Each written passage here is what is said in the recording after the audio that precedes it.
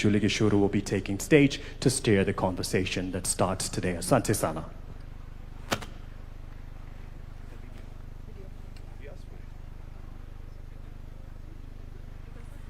Good morning, ladies and gentlemen. How are we doing?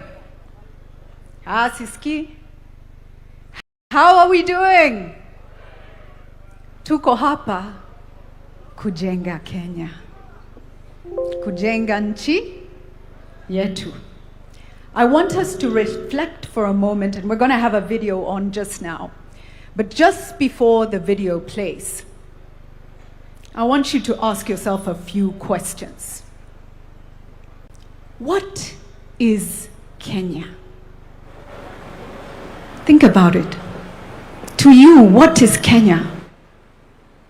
The other question I want you to ask yourself: how many nations enable their people to come together in a collective conversation on who we are and who we seek to become? How many nations? Our neighbors? In Africa? Around the world? How many nations give voice to the citizen in the way we are about to? And so please reflect on that. A video will play and I'll come right back on the stage. Thank you.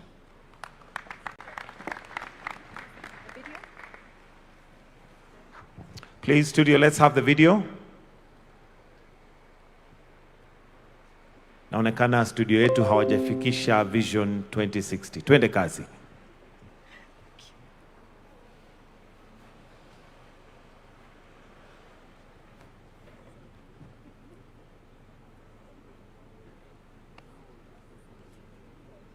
Most important question anyone has asked about Kenya this year, because in 1960 a small island with no oil and no land asked exactly the same thing.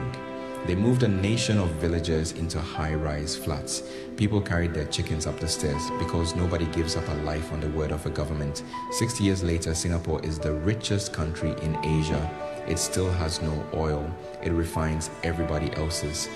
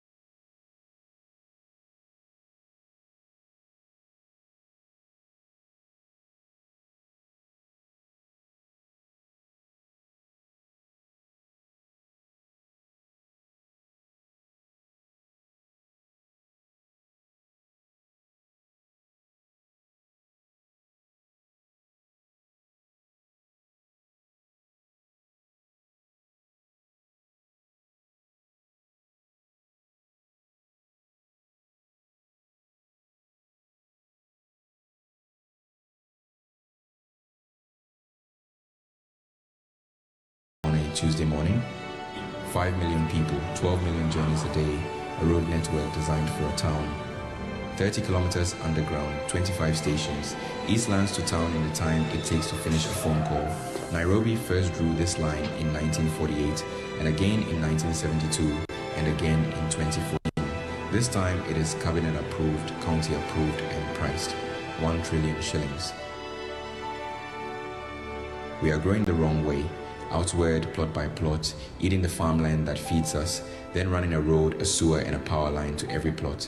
1 sewer serving 50,000 people instead of 500. Housing and food security are not competing for the same land. They are competing for the same decision. Living is the simplest test there is. A tap that works, a roof that is yours, a clinic in walking distance that has the medicine, a school where the teacher has been paid.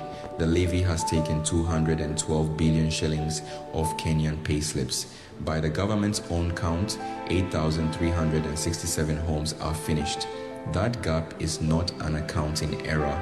It is the whole argument. Africa's most famous slum, taken down block by block and rebuilt on the same ground. for the same people. 10,000 people in Zone C and D were given 13 days and 60,000 shillings to move. The building is the easy part. The question is simpler and harder.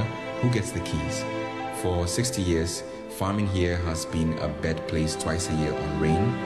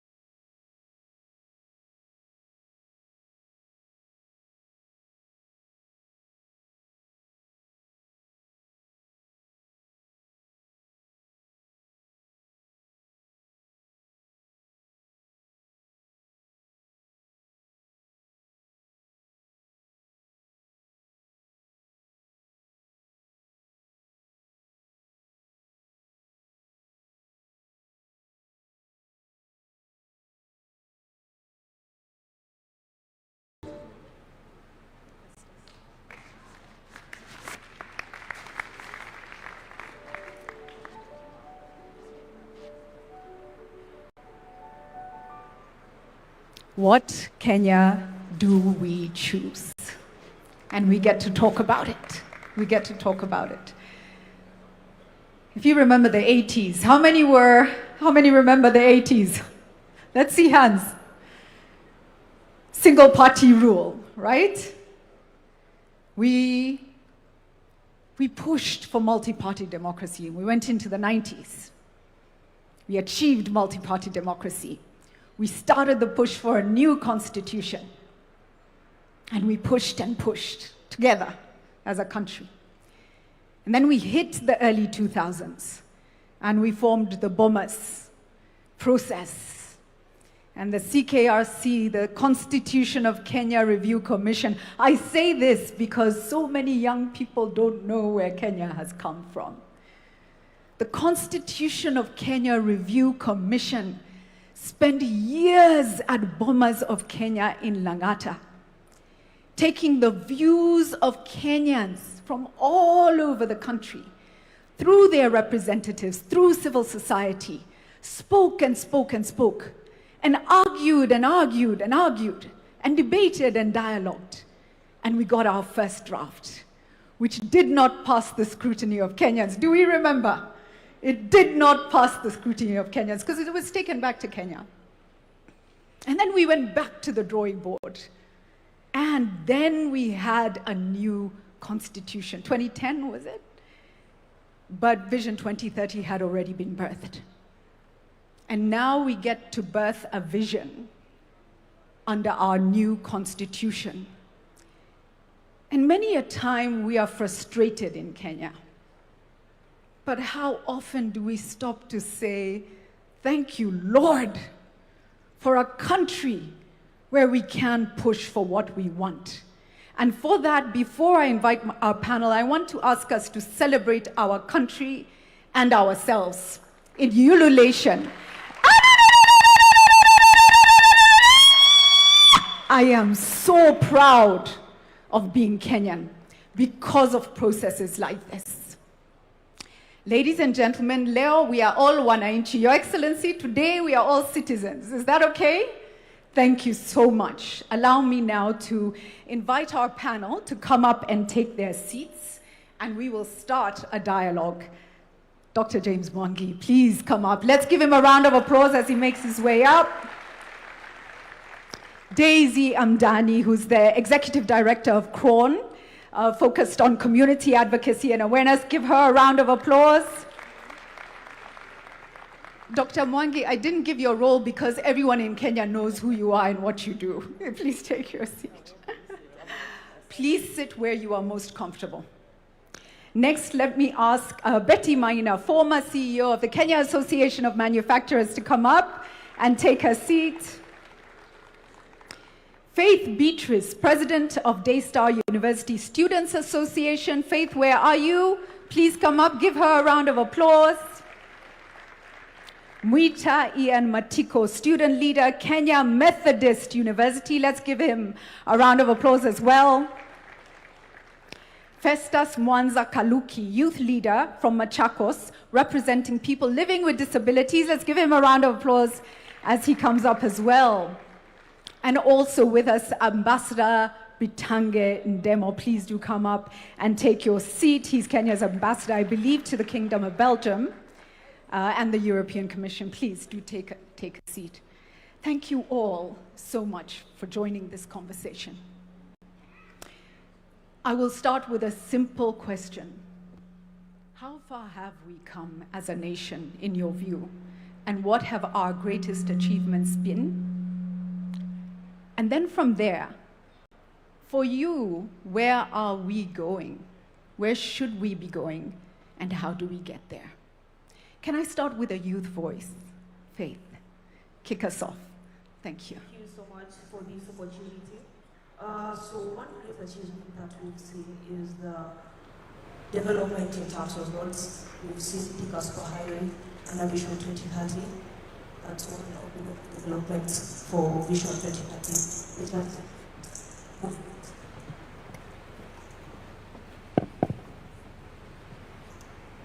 Which is a movement along Thika Superhighway, leading to economic growth and empowerment here. That's pivotal, yeah.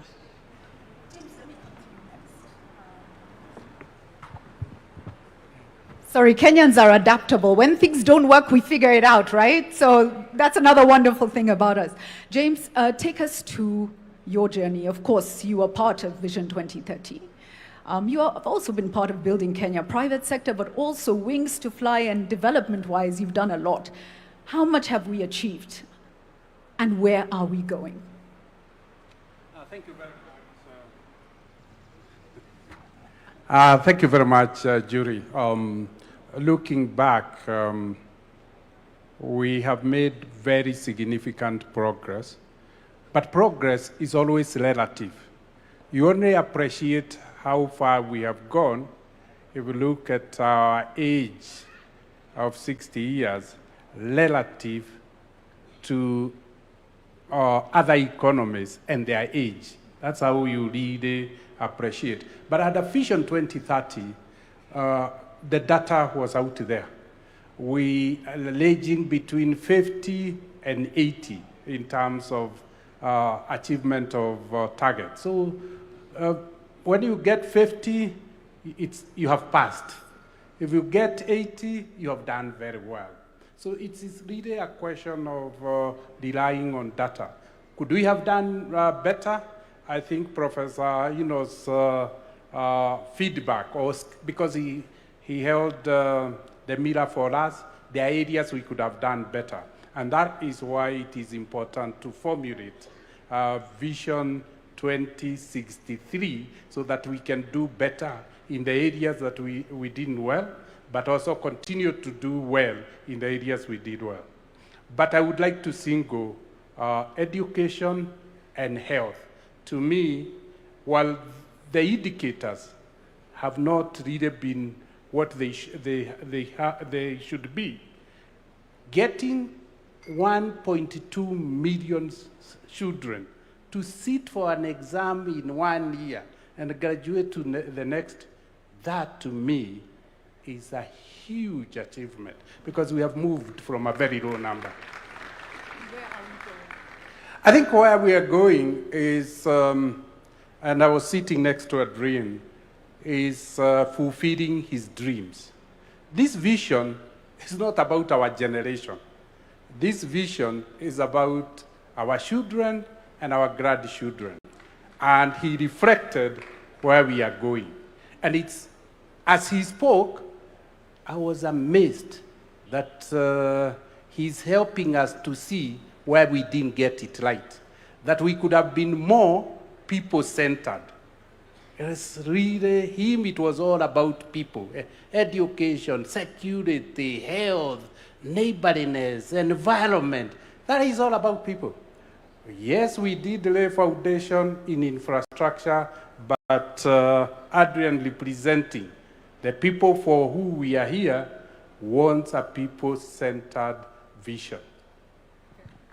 Very powerful, very powerful. Let me come next to you, Daisy. Tell us what you are most impressed with in terms of what we've achieved, and tell us where are we going. Let's try. Let's see if the mic is working. Okay, thank you. Try again. Just hold it. Thank you so much, Julie, and thank you for the opportunity to have this conversation. I think, and I'm going to speak as a woman, that in Kenya, I think we've made significant strides. I think the most important thing that we did for ourselves as a country was the promulgation of the 2010 Constitution that gave us the framework for inclusion. And when I think of, you talked about the 80s, and there are many things that people don't know about where women came from. I remember when we were in school in the 80s, a woman could not walk into a bank and open a bank account without the permission of her husband, if she had one, or her father, or a significant male other. Women were not seen as having personal agency. Today, women are at the forefront of economic growth, you know? So that's really significant. If you look at our history, where we came from in terms of political representation, it was a male-dominated field. Women who aspired to be leaders were considered somehow wayward because it was really considered a male domain. Today, we have women at every level of our governance, at the county governments, in parliament, in the cabinet. I see here we have 2 female governors of the 6 governors that we have in our country. So we're changing the face of what leadership and governance and power looks like. When you talk about indicators in terms of education, maternal health, in terms of economic growth, I think we've made significant growth, and we need to appreciate that. We look at all the hardware that's been there, the roads, the railways, and everything. But even in terms of income generation, I think we've come a long way as Kenyans. So somebody talked about, the young man talked about democracy, the freedom. You know, I really don't think we appreciate the kind of freedom that we have in this country. Angel sang about how Kenyans shouldn't insult their leaders on social media.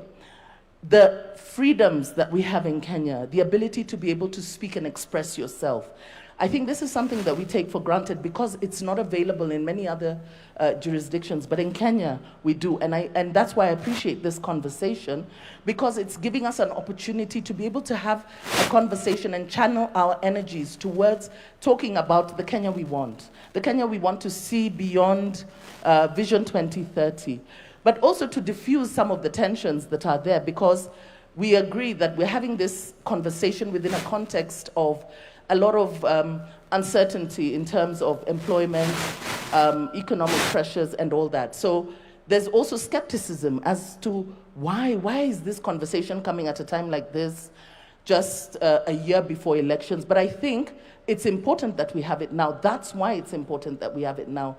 So even the ability to be able to gather here together, to have that conversation, the president calling us as citizens to have a conversation about what the future of our country looks like. I think we've come very far, because usually it's always top down. It's presented to you as citizens, not calling you in to come in. Let's have a dialogue. Let's reason together, and let's vision our country together. That's incredible. Thank you for that. I think it brings me to Betty. Let me come to you next. And, you know, we were at the forefront of a lot of dialogue over the past 20 to 30 years. And maybe one of the most important things about this country is the ability to sit together and listen to each other when we need to, in the most difficult moments. Let's walk through for you, what are you most proud of?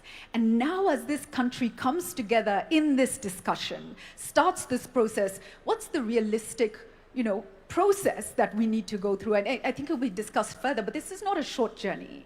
This is to tell us what you see, and ideally, where do you want us to land as a country? Well, thank you. It's on, right? Well, thank you, Julie, and referencing how far we've come in this conversation about the future of the country. And like you, I'm actually very excited that we're having this conversation in this context, because we've had conversations about Kenya in the past, and it's not from the 60s, when we think about the futures work that was done by the NCCK. So Kenyans have been thinking about... We adapt. Sorry. Kenyans have been thinking about themselves.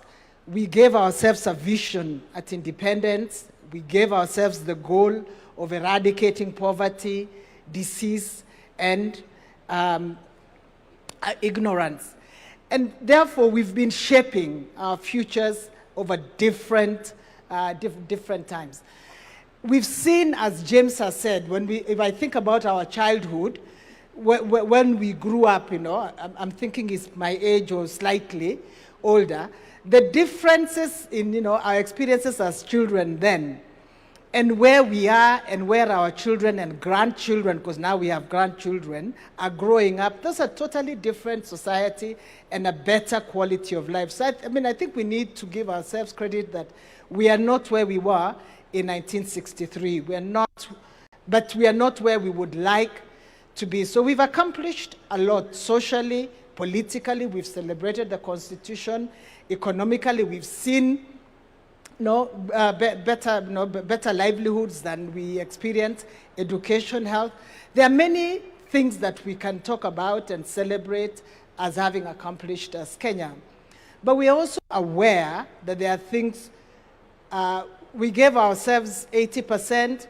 Somebody might be less generous, James, and say maybe we should give ourselves 70. So 70 gives you an indication of how far you are. And Professor Hino has clearly told us this is where you could be if you did different things. And I think when we now think about the future, we need to think about not focusing on the things that have worked. We like to look at buildings. We think development is capital projects, roads, which is true. It facilitates that. But there is something within that we need to work on. What sort of economy do we have? We focus a lot on, and we are aware of how unequal our society is. So if you ask me, what should we aspire to? We should aspire to a lot more of an equal society. What are the things that will get us that? Professor Hino points out, but history also points out that hard work, clearly, discipline, integrity are critical for building blocks for the future. Everybody wants to become rich, but how do they want to become rich? And do they become rich at somebody else's expense? We need to fix the institutions that offer equality for Kenyans. Thank you. Wow, fantastic. Still adapting. Okay. Can I just bookmark that when Professor Hino did his presentation, and when you mentioned informal sector, there was an applause that came from the back. So I just want to recognize that's a very big part, I think, of what Kenyans want us to focus on is how to give dignity and opportunity and pathways forward to the informal sector. Let me come to you next, Ian. a lot of what we talked through earlier, you probably didn't live through, right? So when you have the chance to look forward and imagine and dream everything. We have a restless, cynical and tired, kind of disappointed Gen Z and youth population. How do we inspire? How do we rebuild? And what do you see as the future for the country? All right, thank you so much. My name is Ian Mwita Matiko. I may not have lived to see the Vision 2030 being born back in 2008, but I have been a beneficiary of that vision from the time I was born up until this moment. So I'll say what is working in the present and where I think we are headed as a country and what I envision, what I would want as a Gen Z to be achieved in 2060. What is working currently, I've had the opportunity to work under 3 ministries currently. I have worked under the Ministry of Interior, under PS Raymond. I've worked under the Ministry of PS Fikirini Jacobs, and under the ministry that coordinates Nyota Fund. One of the things that I can say with full confidence that is working is that for the first time in the history of this country, we have had the young generation being brought in conversations, national conversations on matters security. And that is thankful to Jukwaa la Wasomi, which was born last year under the leadership of UCSPAC, which is the Universities and Colleges Students' Peace Association of Kenya. That Jukwaa la Wasomi is working in conjunction with Jukwaa la Usalama under the docket of PS Raymond Amolo. So that is one of the most significant things that I've been able to witness as a young person, because now we are revolutionizing our security to include the very people who are going to take it up later on in the future. The second thing is about Nyota Fund. Now, people may see it as a very small thing, but when you look at it keenly, it is inspiring millions of lives. Because for the first time, we have a president who's thinking about the hustlers out there.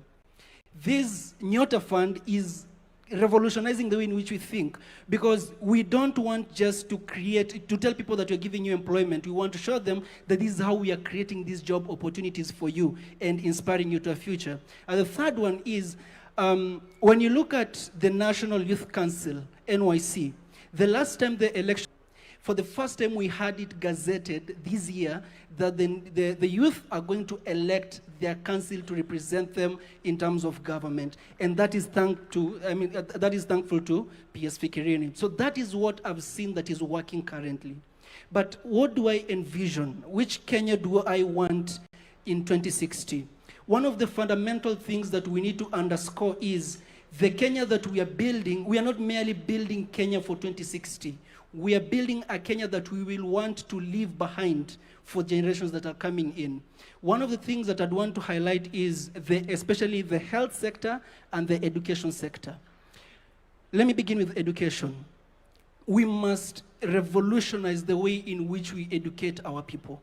We must not educate our people to seek for jobs today or to want jobs today, but we should position them to tackle problems that will arise in 2060. And that means we need to bolster our education system. We need to position our people in such a manner that we will not be consuming things from outside, or we will not be consuming knowledge from other states. We will be instead exporting knowledge to other states. We will be inventing and we'll be inventing things and sending them outside. So that means we need to invest more in our education sector.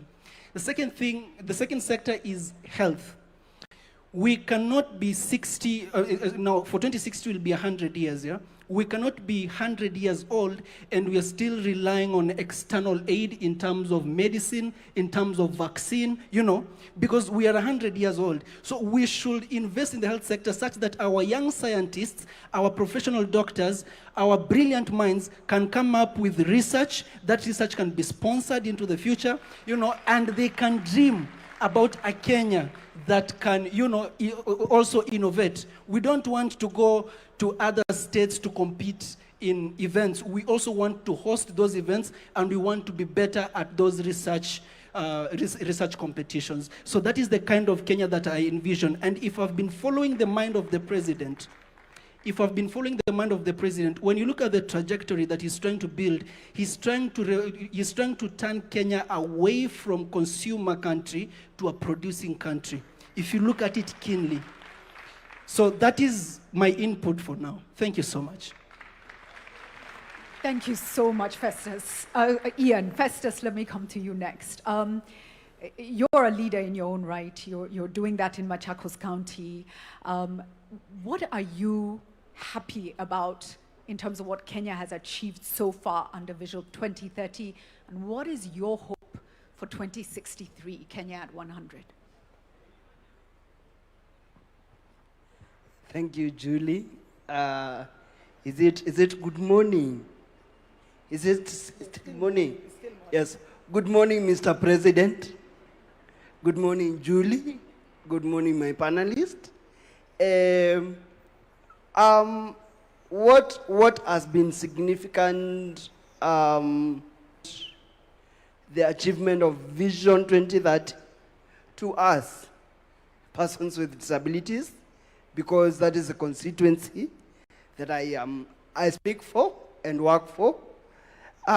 We've seen enactment of the new Disability Act that has been in the parking lot for a very long time. The act was assented by our dear president last year, August. Was it August?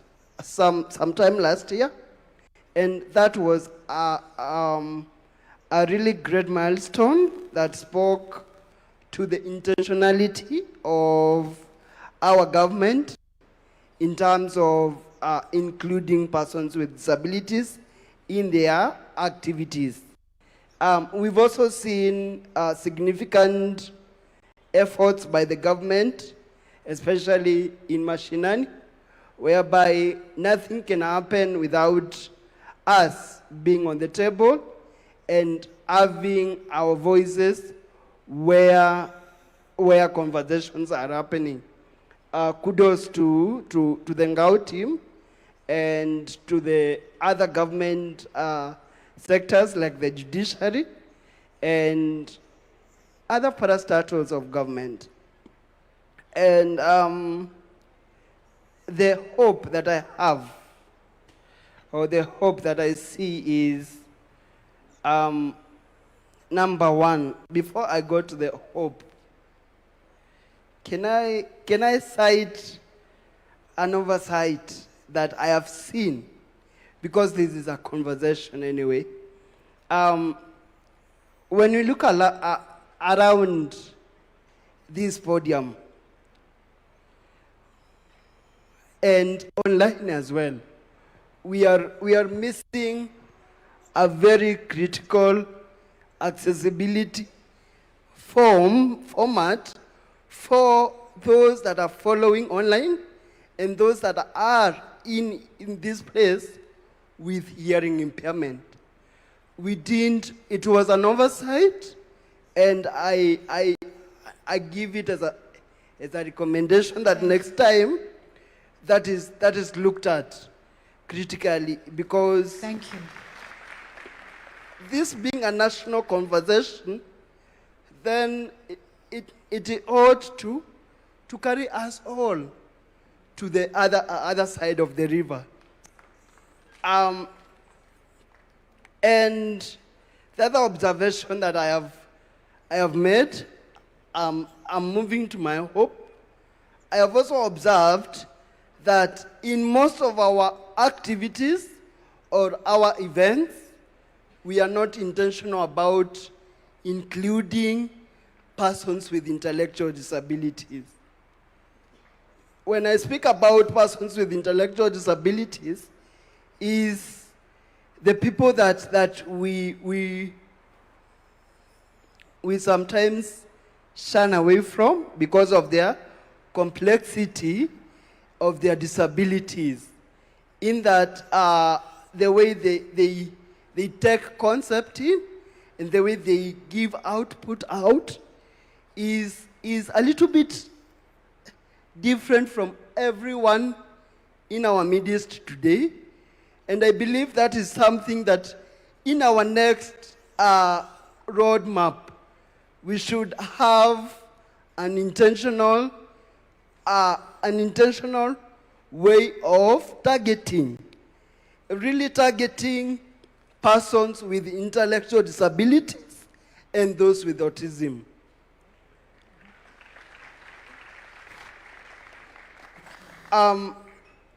The other thing is that I need us to see more formats of communication in our various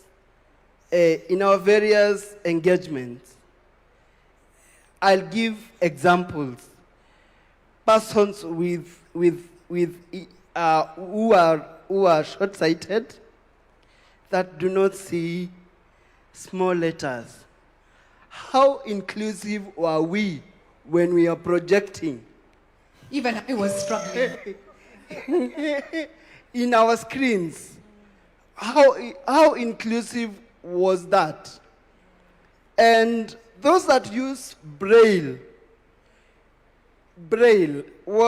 is that format that is going to be accessible to those of us that have gone to school and can use Braille too as a way of communicating to themselves.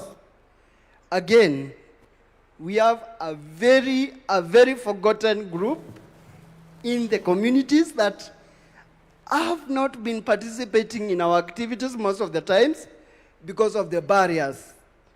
The deaf-blind people, we've seen how America has empowered the deaf-blind lawyer. All of us know her. We've seen how she even came to Kenya to inspire us, persons with disabilities, brought in by National Council and brought in to inspire and change a narrative that has been there of persons with deaf blindness are supposed to be left away. Just to ask, how many of us know that we have a language known as tactile? Tactile. How many of us know that? Mr. President, do you know tactile? Do you know how it is used? Please, it is actually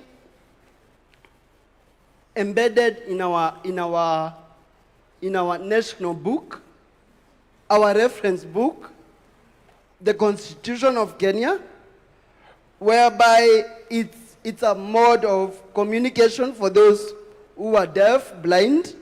So we'd also want to see that in play, because it is mandatory to carry all of us to the other side of the river.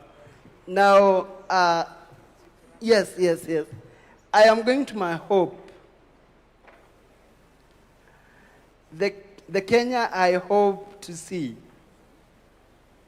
I hope to see a Kenya that is inclusive, a Kenya that is intentional, a Kenya that is led by us with diverse perspectives and disabilities. We need to be included, not integrated. We don't want integration. We want to be at the center of where conversations are happening. Thank you. Thank you so much. I think the humanity, even in how you started Festus, and you took a moment to recognize and greet us, and you've taken us through a comprehensive view of what's missing and where you need us to go. Thank you so much for that. I want to also just recognize, you mentioned somebody from a different country who inspired you, but we have our own in Kenya, do we not, who is a senator? Honorable Crystal, yes, and I don't know if she's here, but she's incredibly inspiring, and so I just wanted to also mention that. Thank you so much. Let me come to you, Ambassador Ndemo. Again, we were at the front lines of much of the change of Kenya with you. You were You were right there, and you saw what it took to change a nation. It's not easy to push, to evolve, but you did that. Take us through the learnings you had in delivering Vision 2030, the part you played in development of Kenya, and where you think we really need to be going for 2063. Thank you, Julie. Let me recognize His Excellency the President, Deputy President, Prime Cabinet, Cabinet Ministers, and all guests and governors I saw here. The question I have to answer it from the problems that I had before we saw the changes. When going to high school, I would board a bus and leave, and my mother would only expect to hear my voice when I came back. There was no communication, there was zero. To get a telephone, if Mwangi can testify here, it took so long to get, if you get anything like that. But the government invested in ICT infrastructure. This ICT infrastructure completely changed the way the world works in Kenya. A lot of young people take it for granted when they get their passport within 2, 3, 4 days. For us, it used to be 6 months, 1 year before you got the passport. There are so many other government services that have been digitized since that time. I think 100% of the government services are online. We are able to pay our taxes online. We are able to communicate online. We are doing several things online because of infrastructure. I'm emphasizing this because Hino also said, going forward, we must look at the infrastructure that will take us forward. Today, with the little infrastructure that we have in northern Kenya, a mother takes a smartphone on a child's chest, and through AI, they are able to identify the kid has tuberculosis. The nurse can do that. This is something that used to be done by radiologists and other things. We need to expand that throughout the country. And what I'm saying, what we need going forward from today is actually to build the future infrastructure for AI, because AI is disrupting education, disrupting health, disrupting agriculture, and that we need to have its own infrastructure. And because of geopolitical contestation, there is a problem that we must begin to solve now. That what every country is doing is to build their sovereign AI, but there is a problem which the president knows very well, energy. We need to have energy. We cannot talk about AI going forward without significant amount of energy. I think we're at less than 5,000 megawatts. We probably need another 10,000 megawatts within a very short period. Companies like Microsoft try to invest in that space. We need to work with the private sector and build the infrastructure the same way we put the fiber in the undersea and also terrestrial to every county. We must invest in the future infrastructure for Kenya's competitiveness. Our education has done very well. Mwangi talked about it.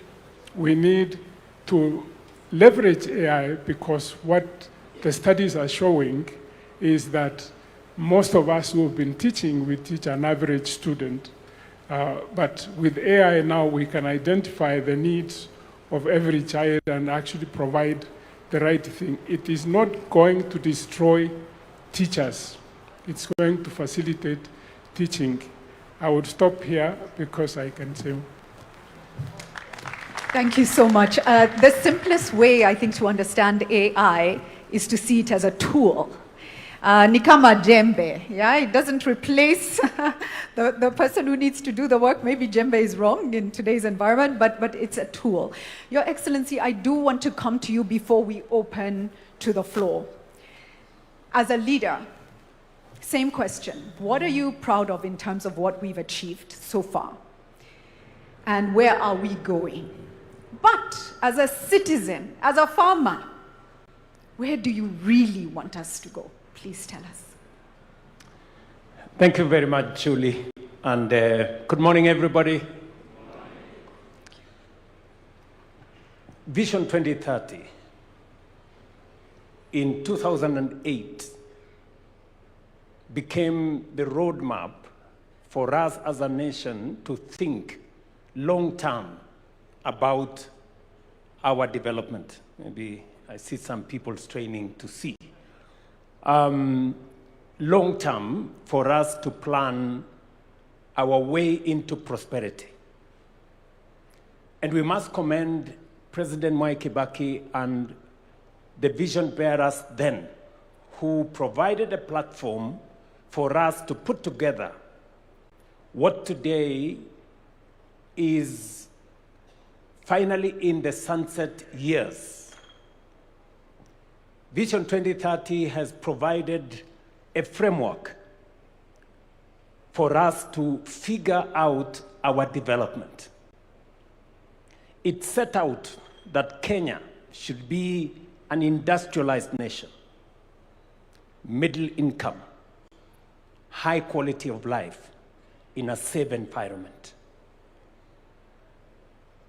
All the targets we set for ourselves, we have been given a review of where we are on the economic pillar, on the social pillar, on the political pillar, and the enablers. And we have been given a scorecard by the Vision 2030 Secretariat. We have done fairly well in many aspects. We've done well in others more than others. We've been given the figures on the political pillar. We are at 80 plus. I think we have an A. And you can see it. We have a new constitution. We have a robust Bill of Rights. We have a democratic state. We have an open society, a rule of law. We have a working judiciary. We have a civil society that is not constrained. And we have made ourselves a very proud nation. In fact, globally, Kenya is it is part of the reason why in 2023, 24, I paid a visit to America, and the single most important component was the fact that we share in our celebration of freedom and democracy. We have been given indication as to where we are with the economic pillar. In fact, I think of all the pillars, the economic pillar is where we have done not very well, at around 50, I think it was 52, 53%. On the social pillar,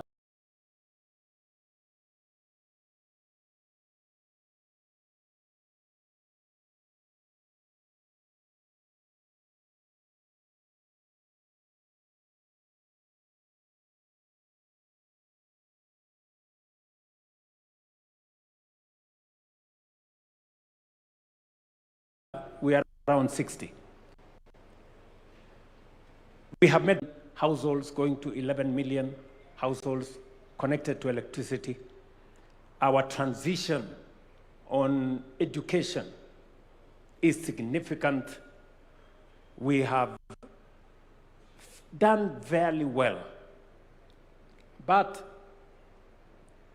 why are we having this conversation? And I want to thank the people of Kenya. When I asked the country that it is time for us to have a national conversation about the long-term vision of our nation, we have been explained to why. Number one, Vision 2030 will come to an end in the next 3 years. Medium-term plan 4 is ending in 2027. For us to plan medium-term plan number 5 is going to take from 2027 to 2032. Yet Vision 2030 is ending in 2030. So we need to have the longer-term vision for us to be able to plan medium-term 5. Reason number 1. Reason number 2, when we figured out Vision 2030, 20-something years ago, the world was much different from what we have today. Technology had not taken the space it occupies today. The advent of AI was not with us. We didn't have the serious effects of climate change the way we have today. We had a completely different situation. It is important that at this point in time, we give ourselves another opportunity to think about the long-term development of Kenya in the context of the world that we live in today.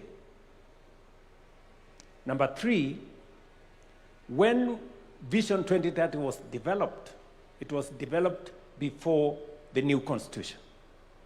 The new constitution provides us with a better and clearer framework on how to think long-term. And therefore, it is important that we engage in this exercise in the context of a new constitution. A new constitution that does not request us to consult the people. No, it is mandatory.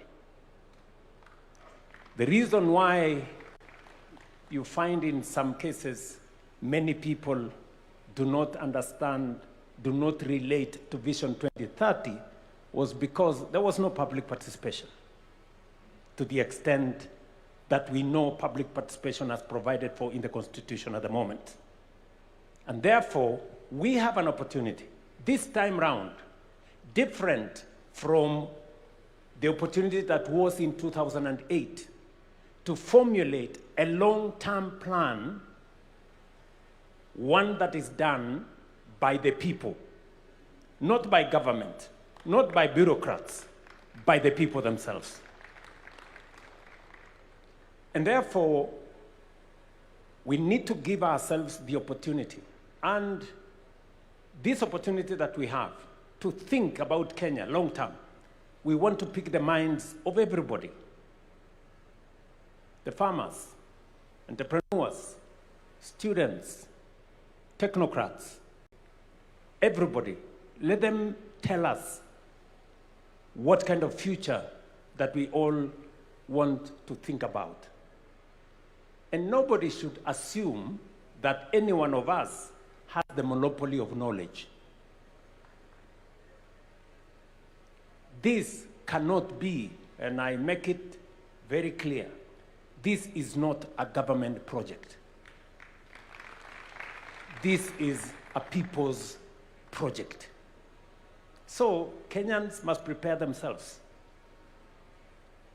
It is a responsibility put on our shoulders collectively. And I will be speaking as a citizen as well, because I also have aspirations on what I think our country should be, beyond me being a leader today in Kenya. And number 4, just so that we contextualize this, the center of gravity, global gravity, in terms of growth, is moving to Africa. Africa today is pivotal. Why? Because of 4 reasons. Number 1, we have the largest reserves of renewable energy. We have the youngest population, a population that a quarter of the world's population will be living in our continent by 2050. Number 3, we have the largest market that is emerging. Number 4, we have the largest reserves of uncultivated arable land for food security going into the future. And therefore, as the center of gravity, global growth moves to Africa. We must position Kenya appropriately so that we become that epicenter. It is for those 4 reasons in my thinking that this is the moment for us to imagine the Kenya that we all want into the future. Many people may say, this being a year where we are going into politics, maybe this should not be the opportunity for us. Now, I want to tell them, Kenya is bigger than any election. For far too long, we have made elections to look like it is a matter of life and death. It is not. Yes, it is important. And the reason why we have not achieved some of our targets is because we have made our plans not with the foresight of the future, not thinking about the next generation, but simply thinking about the next election. And that is how we haven't met some of our targets. And I speak from a position of knowledge, and I speak from a position of experience. It's not always that you become a president of a country. I have the privilege to be the president today. And I want to speak from that experience, that the pressure that always you have, even when you know as a leader this is the right thing to do, you are told always, this will affect your next election, don't do it.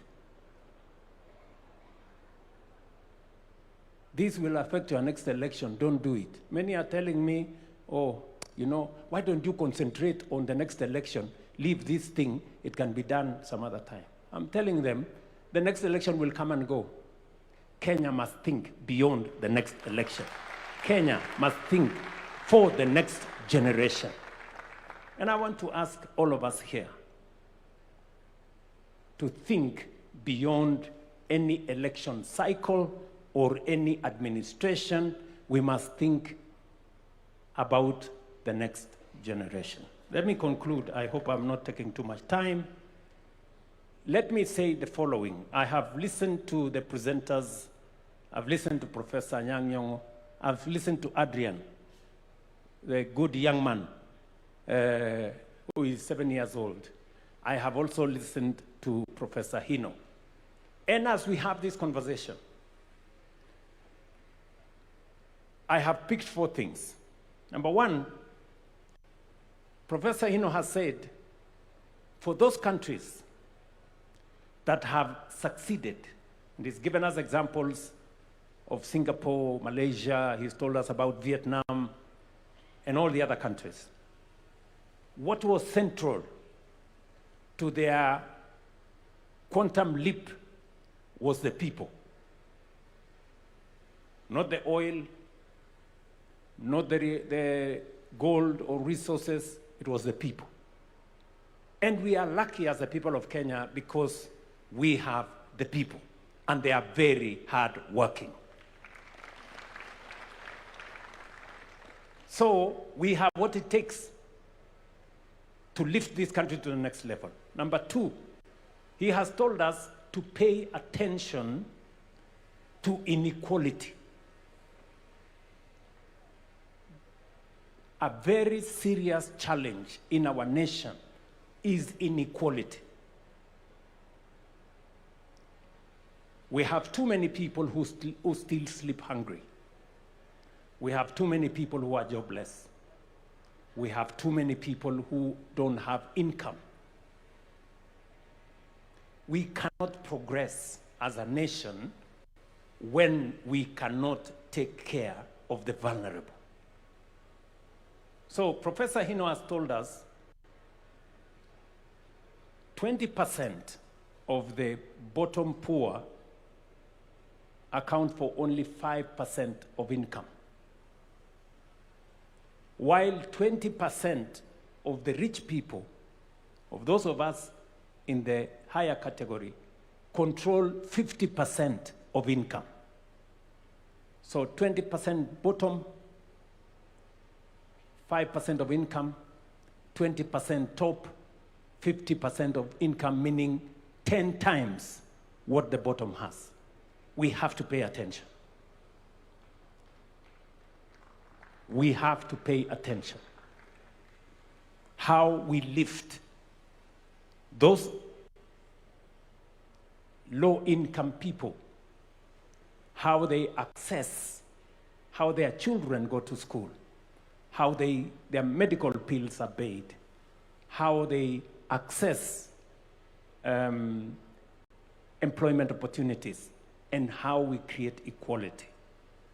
Number three, he has told us our opportunity is in raising small, medium, micro enterprises. We have an opportunity there. Sometimes we think they don't matter.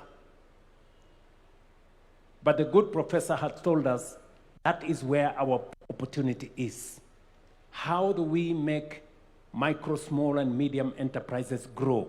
How do they access credit? How do they access opportunities? How do they access business? That should be we should pay attention. And then number 4, he has told us to pay attention to accountability, to dealing with corruption. He has told us 3 things. We now have a conflict of interest law, which we signed into law. There are many people who want to challenge it because it closes many doors on the people who have access to power, who want to use that power to access contracts and many things and many things. Number 2, he has told us about EGP. We have been trying to implement EGP for many years. I am very happy that finally we have moved government procurement to an electronic platform where contracts can be transparent. We can know who is being allocated, which contract, for how much, and whether it matches the market parity. And he has told us that technology must play a very central role. I was listening to Mercy Mwangangi, our CEO of SHA, and he was saying the single most serious challenge he faces is how to stop fraud. You know? And we are very happy that finally, using technology, we are able to stem theft, fraud, and corruption. And to the good professor who has said here, going forward, technology is going to play a significant role in us taking this forward. So, in conclusion, let me say this. To the people of Kenya, nobody has a monopoly of good ideas. Beyond Vision 2030 is our collective responsibility. We must step up. It is a constitutional responsibility to each one of us. It is an obligation to each one of us to implement the Constitution. And part of implementing that Constitution is to figure out how we appropriate, access, and avail all rights that are provided for in the Constitution to everybody in Kenya. Whether it is human rights, electoral rights, rule of law, access to water, access to education, freedom from hunger, making sure that the Constitution, what the Constitution says, that every citizen must access the highest standards of health, the highest standards of education, the highest standards of housing. It is our responsibility collectively for us to have a plan on how this is going to be attained. And we have the opportunity.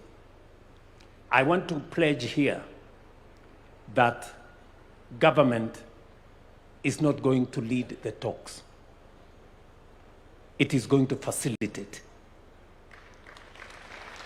This is about the people. Whatever platform that is required to be provided, we are going to provide the platform. Let the people, in their diversity, the religious community have ideas, private sector have ideas, farmers like myself have ideas, students have ideas, the academia have ideas, our good friends in civil society, they have ideas. Let us bring the cocktail of ideas and have a plan for our country into the future. It is our opportunity. Let us not abdicate. Let us not delegate. Let us not run away from that responsibility. It is our duty, it is our obligation constitutionally to make sure that we think about the future of our nation so that Adrian, sitting here with us, 7 years old, will know what the future is going to look like. Thank you very much. I hope I have not taken too much, but this is the opportunity for us, and I am very happy to be part of this as a Kenyan myself. And believe you me, I will be part of it as a Kenyan. Thank you very much. Thank you so much for that, Your Excellency. Thank you for the context. And Mark, just be on standby. I will be coming to you. That context is very important. We've heard that the center of gravity for growth in the world is shifting to Africa. The world doesn't want it to shift to Africa, but inevitably it is shifting. And African countries, through their strategic actions and positioning, will determine whether it shifts on the world's terms or it shifts on our terms.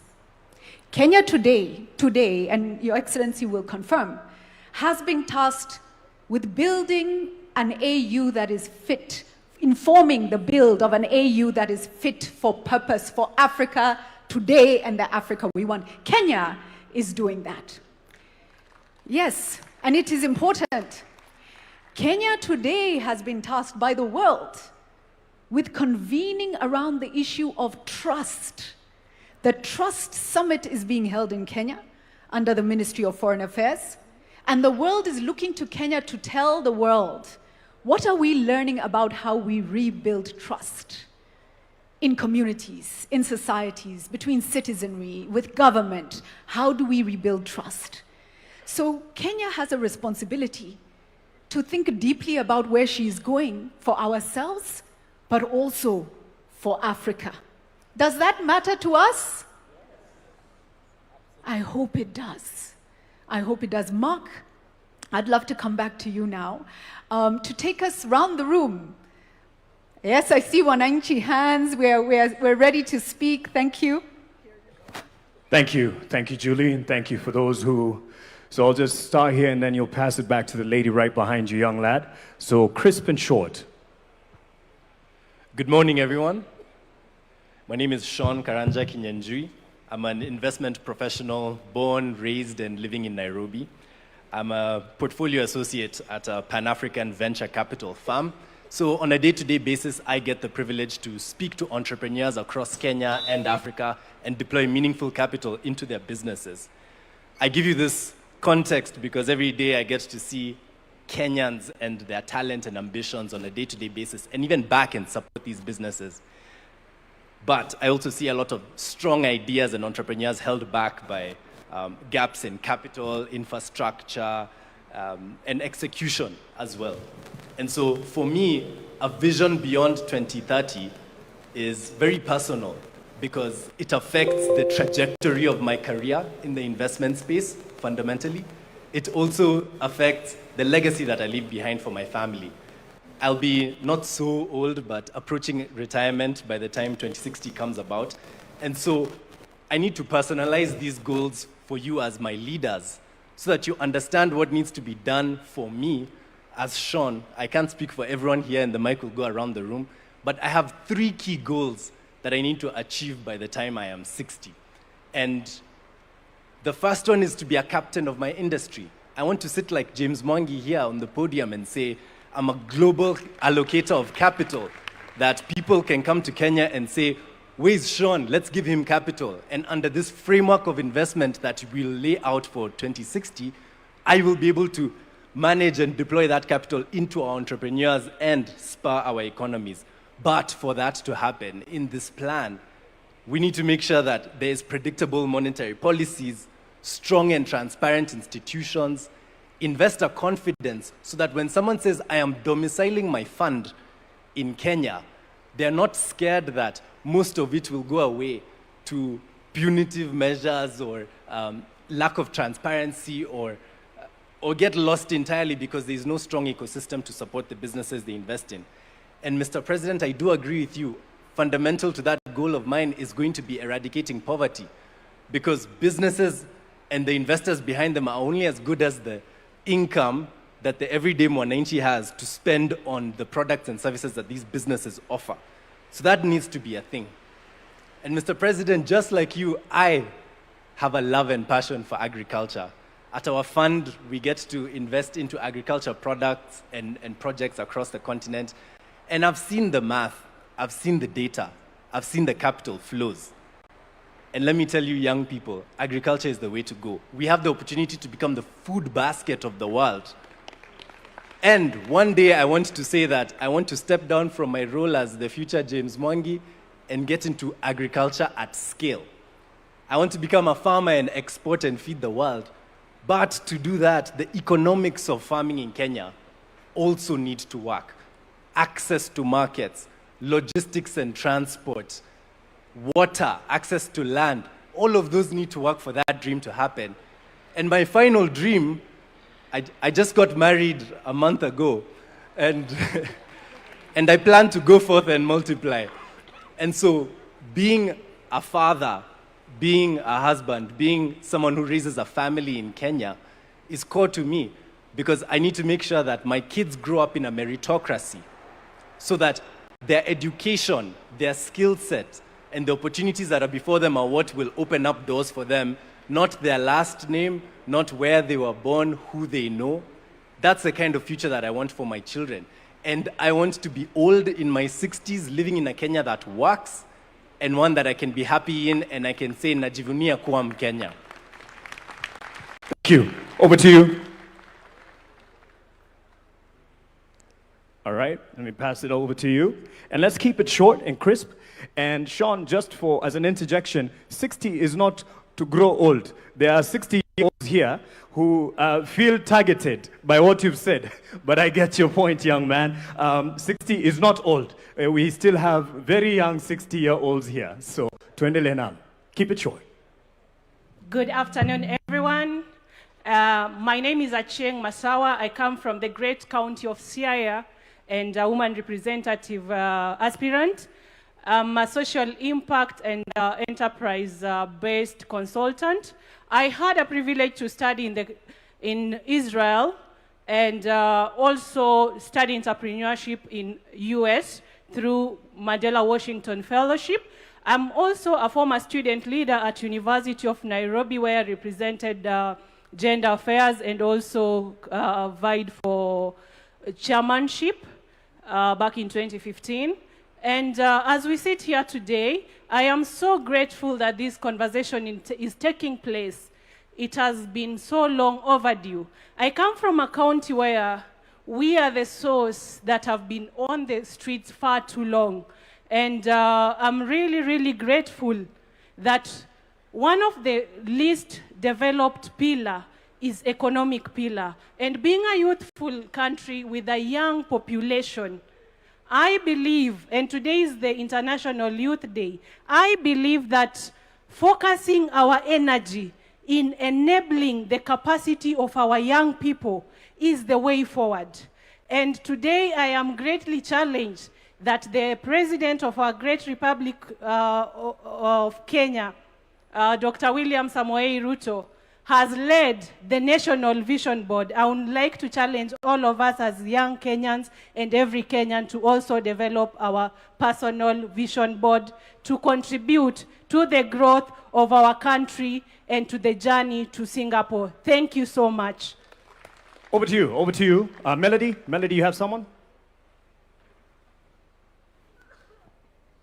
Thank you, ladies and gentlemen. Your Excellency, first of all, my name is Hilary Ojwang. I am a Gen Z of this nation and a graduate mechanical engineer. So my comment as of today is that, first of all, I want to thank you for this initiative because we came up with Vision 2030 and we are now we are developing a relay of visions. So we have Vision 2030, handing it over to Vision 2060. So as we hand it over to Vision 2060, we really just have to reflect and check back and see what is our progress in the social pillar. We have made some progress. Our progress in the political pillar has been significant. But our challenge, Your Excellency, which is the key and the core of changing the life of our people, is the economic pillar. And as a young person, as a Gen Z of this country, I want to thank you because you are saving us in disguise. Because when I'll be old, and in my 60s, in 33 years to come, the current generation, the generation Alpha, will be asking us for jobs and asking us, what did we do when we were young that they are jobless? That is why I'm thanking you, because by Vision 2060, we are trying to solve the solution of creating jobs for our people. My comment is that as our president, and we are praying for you, and we are going to hand over the job to you once again in 2027. I just want to ask you that in that last term, Your Excellency, focus on the economic aspect kindly. Our young people are still hungry. We still have few opportunities in our country. We want our economy to be strengthened. You say that a significant percentage of our country, our land, which is arable, is still used. Let us utilize that. Let us have food in our country that we can export. We can even process and export final goods to the global market. That way we'll have solved a lot of problems for our people and create opportunities. When you look around you, majority of the things here are imported. If you look at the speakers, the cars around here are imported.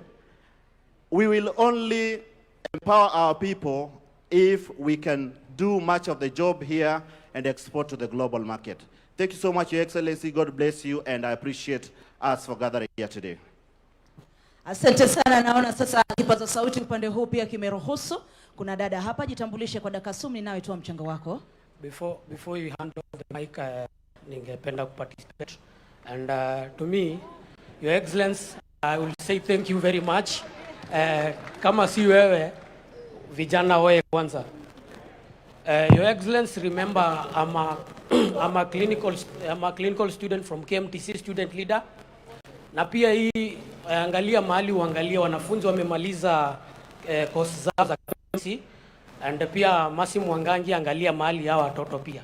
Tuangalie sisi wanafunzi wa KMTC, please. Hello. Before he just adjourns it, I'm Brian. I'm the founder and CEO of B Malsons. I just have one review to just ask. We've been actually trying to say, how are we going to create more jobs? Currently in Kenya, we have almost 11,000 startups. So if the government can just, let's say back up these 11,000 startups and just, let's say they just get funding, for example, each startup can just employ almost 50 people. So those 50 people, as in, if they are now given actually money, they can actually now create more employment actually now for the young youths now. Hello, I'm sorry, let me talk. My name is Anne Adhiambo Onyango. I am a secretary, a volunteering secretary actually for a community-based organization known as Tekeleza Mtaani Initiative. So my question is about climate action. For me, I define Vision 2030 as attaining goals for the 17 Sustainable Development Goals. So I'm gonna go to SDG number 13, that is climate and its impact. We've been seeing news being warned that El Nino is coming September to December. So apart from us sending Red Cross to rescue missions and all that kind of thing, what are we doing with the drainage? And what are we doing to make sure that the adverse climatic repercussions don't get to us as individuals? Kindly, when you are thinking about 2030. Let me just say, yes, I love the hands. I see you all. I appreciate that. And this is what we are starting. So hatufungii mtu yote, lakini tunawapa wale ambao wanaweza zungumza kwa muda tu. I love the passion and I love the reaction. We just also need to give that side of the room. So that's why we're kind of giving an opportunity for those on the other side of the room. Young lady, please keep it safe, short, and then we will come to as many. But as you would appreciate, there's other parts of the program, and there's another opportunity for an open mic. I promise you. I promise you. Quick. Thank you so much. I'm called Lucy Wanjiru Mbugua, a youth leader from Nakuru County, and aspiring senator come 2027 next year. And my question to the president is, there was a clip that Rigiji talked. We know Vision 2063 will go beyond your administration and possibly several generations. Now my question is, how will you make sure Vision 2030 belongs to Kenya and not to a particular government, so that the future administration continue implementing it regardless of who is in power? And as I finish, I want to say that I want this Vision 2030 to be a Kenya where there is no corruption, and where youths, we are employed regardless of who we know, as long as we are educated. Thank you so much. God bless you. Asante, asante, asante. Tumsikie dada hapa. Hello, good afternoon, everybody. Good afternoon, Mr. President and the nation at large. My name is Nora Kerubo Rangi. I'm from the Open University of Kenya. First of all, I'm Treasurer. First of all, I want to thank you so much, Mr. President, because after almost 36 years, I was able to go back to the university and undertake my degree in business entrepreneurship and education. I was just watching you on a television set like this, and you were inaugurating Open University of Kenya, and I saw the opportunity, and I wondered, how doesn't Kenya know about this opportunity? Open University of Kenya is an online program where you learn from anywhere in the country, in the world. Continue with your business, continue with your business, with your professional life, but at the same time, upgrade yourself. So what I want to say is, I've seen a very huge opportunity in this space. So President, as we are continuing, can we continue to implement this online learning space? I have seen students from across the world. I've seen students from across the continent coming to Open University. We are 3 years old only. We started with virtually zero, and we are now 30,000 students. So as Kenya, we can capitalize on this economic pillar and export education. Kenya is at the pillar of education, and they are coming from all over online. So I would like to see Open Primary Schools of Kenya, Open Secondary Schools of Kenya, and the rest is history. I've also seen people from other countries come here for the primary school education, for the secondary school education. So at 2030, that is also another pillar. People trust Kenya. They trust the education in Kenya. So that is a pillar I would like us to capitalize on and take advantage on. There are huge revenues in education. Thank you very much, and God bless you all. Asante sana. Kuna wepo wengi huko. Acha nimtape ukaka mwenye shati yake ya maroon. the President, the Deputy President, and all protocol observed. My name, I might struggle to communicate because I've never addressed such kind of a congregation, but you'll get my points. I have very delicious points and very ambiguous points. Now, this is a national conversation that personally I expected the leaders from across the political divide to be able to attend. I'm quite disappointed that some leaders are not present. My name is Samson Ligala. I come from Kisumu County. My governor, Professor Anyang' Nyong'o, is among the leaders that are, spearheading the conversation. So, as you know and as you understand, leaders from Kisumu like myself, we are very brilliant, and we are supposed to be on the conversation and on the table. Now, Vision 2030 was formed when I was in class 3. I didn't know much about it, but my late father, used to really talk about it like every day. So I got to understand, and I'm glad that today I'm part of the team that is talking, that is addressing the country, and I hope that in future, the foundation that was built, we can have a conversation on it and be able to make changes. Personally, I want to talk about my ward because in 2027 I will be the MCA for North Nyakach Ward in Kisumu County, God willing. Kule, nataka kuongea kwa Kiswahili kwa sababu si wengi wanaelewa Kizungu wenye wananiona kutoka huko. Agriculture. Rais, naomba mnisaidie, mnipatie muda kidogo nimalize. Okay, thank you. So we should work on inaitwa value addition and empower the farmers at home and everyone, wale wananchi wenye wako chini. Hii conversation vile rais amesema tuweke conversation ikuwe kuhusu wananchi wenye wako chini, si leaders peke yake. Thank you for the opportunity. Melody, I'm right here with the young one. Melody, I'm right here at the front just to speak to two young representatives who are looking forward to Kenya post Vision 2030. Kisha baada ya hapo tutarejesha mic jukwani. Baada ya hapo kipaza sauti kitare. Samahani, sorry for that. Real quick, and then we'll hand it over to Julie because there's more to the program and there's another open mic session. But I love the passion. This is just an indicator of what we need moving forward.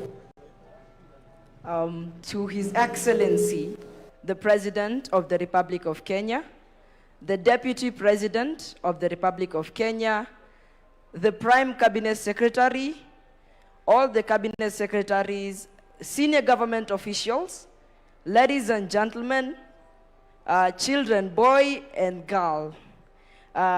Is it afternoon? Yeah, good afternoon. So my name is Blessed Barak Juma. I'm 15 years old. And it's a great pleasure to actually be speaking in front of the President today as an advocate. I advocate for the rights of the children, especially child participation. And first of all, I would like to thank the President because I would say he's really considering the children because of bringing up the first State Department of Children's Services in Kenya. So, Mr. President, we really thank you for that. And I would like to also thank him for this vision 2060, beyond 2030, because as of 2060, I'll be 49 years old. And hopefully, God willing, if all of you will be there, all the children, they'll give me an opportunity to be the President of the Republic of Kenya. And I would say that this dream is going to continue, and vision beyond 2030 is going to be a great impact, not only to the people of Kenya, but to the children of the Republic of Kenya. So I will request child participation, not only by the voice, but children be included in decision-making, implementation of the vision beyond 2030.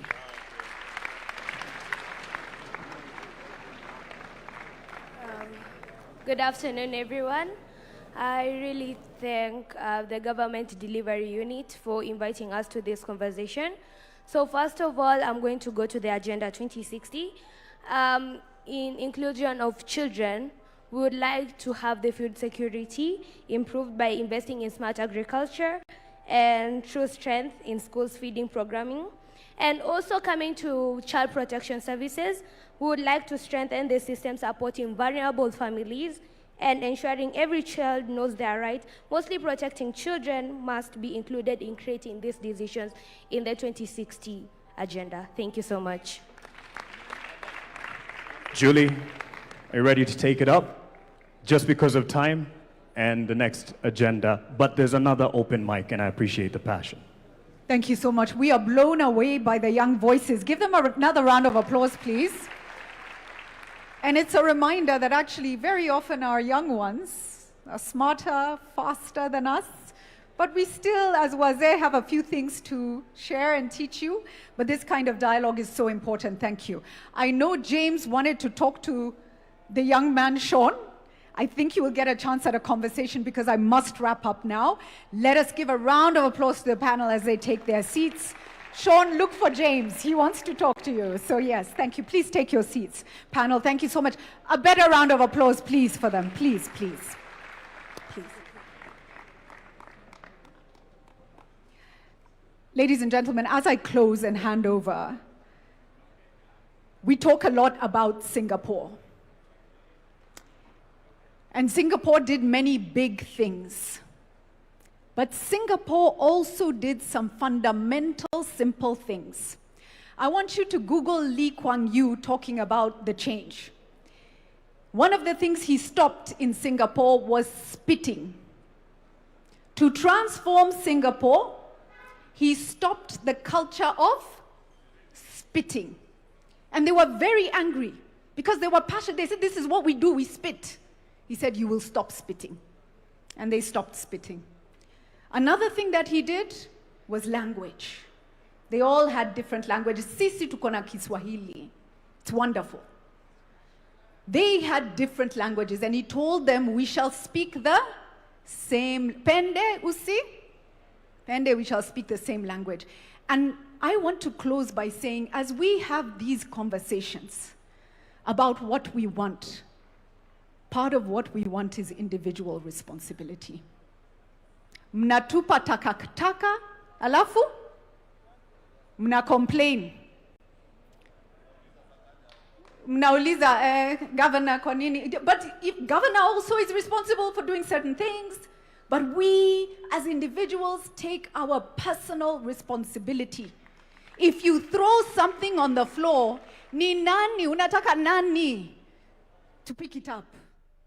So Kenya, let us rise, let us rise, let us rise. Thank you. God bless you. God bless Kenya. Thank you all so much. Thank you. Thank you, Julie Gishuru, my senior in the profession, and actually the one who held my hand to get into the newsroom back in 2008. The reason I bring this out, it's a process and a journey of holding someone else's hand and taking them to the future. And I appreciate those who've actually grabbed my hand trying to get the mic. Your view or your opinion is not any less than any other, and it is just in the interest of the agenda that we have. I see your hand, sir. I see your hand, that we have something called a hack at 100. There's another open mic session, and I appreciate the passion, just to be able to accommodate those who prepared, something that we can envision in terms of the digital capabilities of hacking a future beyond 2030. And for that, I'd like to call on Bernard and Mika and team, tafadhali wakijiunga nasi hapa mbele, tafadhali tuwape makofi. Bernard and Mika, hack at 100. How can we hack this? We hack Nairobi every time we are moving around with traffic. When someone told you how they got somewhere, ulisema uli hack traffic by taking a boda. Vijana, halo, halo. Halo, halo. We are here, we are building the future. I'm not feeling the energy. Vijana, halo, halo. Mr. President, halo, halo. Asante sana. When I say future yetu, tunasema tuko ready. Future yetu? Future yetu? Thank you. We need to have the energy so that Adrian, who spoke here so well, can feed off our energy. If we are building the future where everyone is bored, there is nothing to build. So, by the way, we are live on all platforms. We have a lot of creators who are live on X, Meta, Twitch. There's a Matatu parked outside, 2 of them. They are streaming on all platforms. So, Hack Kenya 100 and Beyond Vision 2030. HackKenya100.com. We are live. Go online. We'll plug you with all the latest updates. Your Excellency, Dr. William Ruto, Your Excellency, Deputy Kithure Kindiki, thank you for organizing this session and all protocols observed. And I have to say, Vision 2030 is the only foundation or structure that got me out of a village in Keroka, in Kicc, and took me to Alliance High School. Hashtag, I went to Alliance. We went to Alliance, and without free education, I wouldn't be here today. So Vision 2030 team, Mugo Kibati, Alliance High School, we see the dream and we are to build today. And nataka mnishikie namba mbili. Namba ngapi? Namba mbili. 75 and 100. 75 and? After we are done, mwenye atakumbuka zinamaanisha nini, utaniona nyuma ya tent. I'll give you something. But before we jump into it, I would like to introduce my team who has been behind an activity we've been doing for the past 1 week.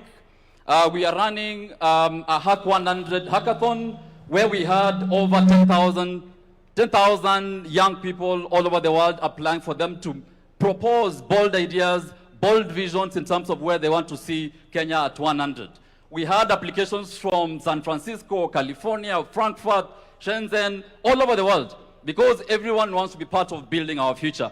So I would like to introduce my team, starting with Kevin, and we can jump into the next 15 minutes or so to show you what we have. Kevin? Thank you, Bernard. My name is Kevin. I work with young people to help them articulate their ideas and their passion so that they can be understood by people who want to build them out, invest, and I'm here to do strategy and coordination. Hello everyone, my name is Shannon Odwor. I am an advocate of the High Court of Kenya. I'm representing the legal team on this Hackathon 100. Right, my name is Naini Lankas. I also work with Shannon, and part of what we do for Hack 100 is that all of the hacks, the solutions, and the innovations that are coming our way are anchored in the Constitution. So we are keeping that in mind in everything that we are doing for Hack 100. Thank you. Good afternoon. My name is Jane Martha. I work under Hackathon, and I'm part of it. I conduct issues on strategy and governance, and I also deal with the creators that you have heard. I'm one leading them. Thank you. Good afternoon, everyone. My name is Arthur Kamau, and I'm part of the team handling the sports sector. Good afternoon. My name is Micah Matenge. I'm a CEO of a company called Venture Money. I work in the investment banking space, and I work with young entrepreneurs who are looking for investment in Kenya and abroad. Thank you. Asante sana. They'll come back to stage shortly. Don't worry about my dressing. I was told to dress down to represent the youth. So si suti sina, niko na suti kadhaa. Remember the numbers I gave you. How many were they? How many were they? 2 numbers. Which one and which one? This side, which number? This side? Aya shikilia hivyo hivyo as we watch this clip for you to understand what those numbers mean. Media team?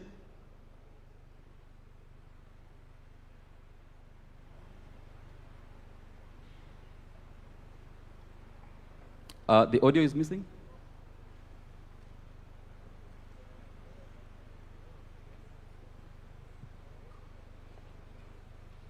As they play the video, those numbers mean 2 things. 75% of Kenya's population are under the age of what?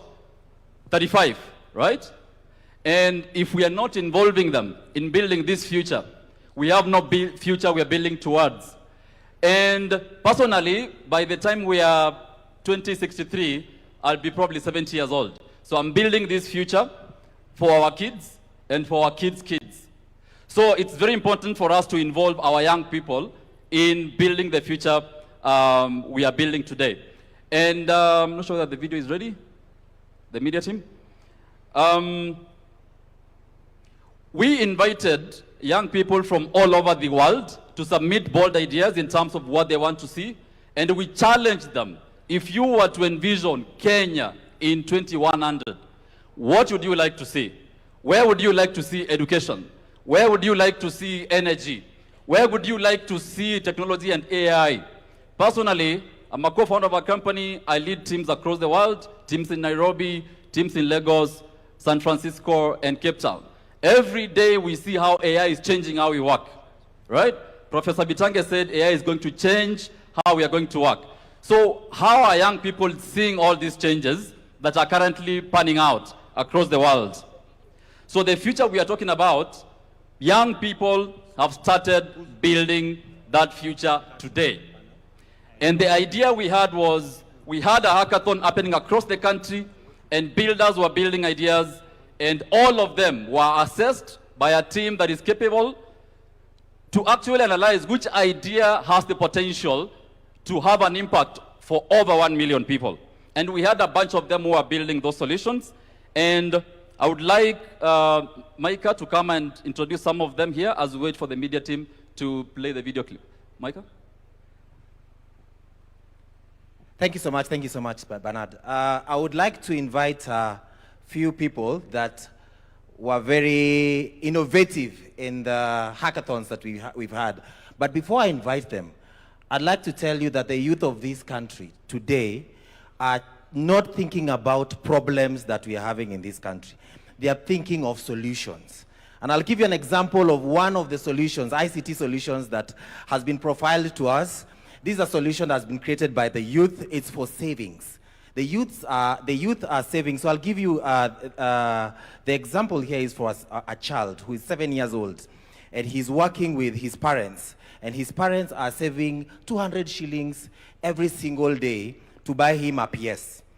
The app that has been created, which is for beyond 2030, definitely, the app that has been created has reminders. But the reminders from the child are more consequential than the reminders from the app. And so we are looking at children who are learning discipline. They are learning the importance of investing. They are learning how to invest small, waiting to grow big from the innovations that we have. I would like to invite Felix from Sanifu. I don't know if he's around. And if he's not around, I'll invite Naini Lankas to come in and talk about the investments, the legal avenue that we have, the legal infrastructure. Come. Yes, come. Hi everyone. Thank you so much for the opportunity. Thank you so much for this initiative to actually look at vision beyond 2030. So my name is Sidney Rema. I'm a co-founder and CEO at a company called Sanifu AI. We are kind of the frontiers of AI in Kenya for small businesses. We are servicing many across Africa, not just in Kenya. Most of the big companies, around use Sanifu AI to process things like orders, invoices, pay taxes, and all that.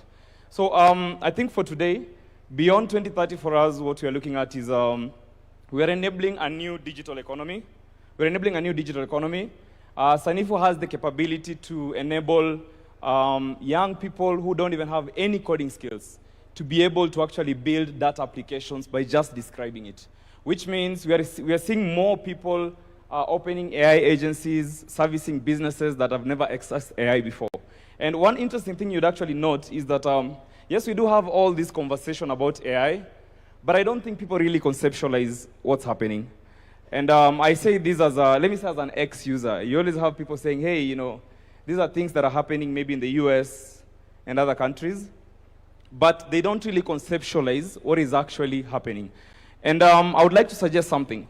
Maybe the team or the task force that is planning towards Beyond Vision 2030, if there's one single investment that will actually make, that will significantly change the country or significantly change the future of the younger generation right now, is deliberately investing in training in AI and technology. You can build all the roads in the world, that's good. We'll build the roads, we'll build the infrastructure. But if we cannot stimulate the young people to actually understand how to quickly adopt AI and technology very fast, I don't think we'll actually have the leap that we're expecting. And I'll give you a good example. A few years back, we were doing charity in different children's homes where we were issuing computers that are old from, all these government offices. And we were training kids as young as 5 years, 7 years, 8 years old on how to use basic computers. And you'll actually be surprised what kind of applications they're able to build by the time they're 13. So yes, I think that is one ask. The second ask, allow me, the second ask is, I've built startups for the last almost 15 years. And I'll tell you for sure, we always feel alone. I've raised capital from some of the biggest investors in the world, but I see so many startups dying every single day. I see startups that are actually building not just for the Kenyan market, but for the African market as a whole. They die every single day. There is no proper structure for support. There is no investor incentives. There's a lot of changing policies that are making investors not want to invest in us. And I can tell you for sure, if you really and truly want to invest in the young people, think about tech and AI. And don't think about it in terms of suggestive, hey, schools teach this and this. No, mandatory. Make it a mandatory class. Make it a mandatory class across the entire curriculum, essentially, for that. That's my one, too. Thank you so much. Thank you so much. Because of time, the media team, you can play the clip in terms of how the young people want to see the future that they want to build today. Things that Sydney and the team are building, we want to see how do they look 100 from now. Now open them. This is Kenya at 100. And it begins in our classrooms. Every child learning, creating and dreaming with a world-class education made for them. A nation of builders, cities dreamed by our own people and raised by our own hands.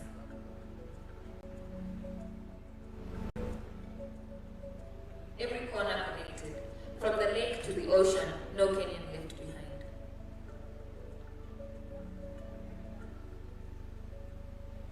Powered by the brilliance of our young people, the 75%.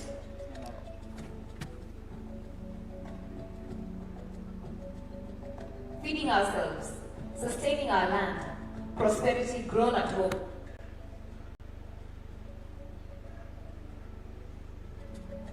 Clean power from our valleys, our winds in the atom.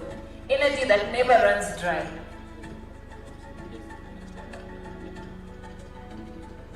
Made in Kenya, built by Kenyans, traded with the world.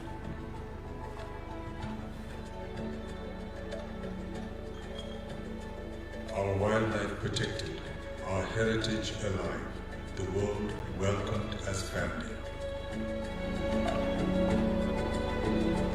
A thriving blue economy, from the port of Mombasa to every fishing village. Health and dignity for every Kenyan, from the first breath to the last.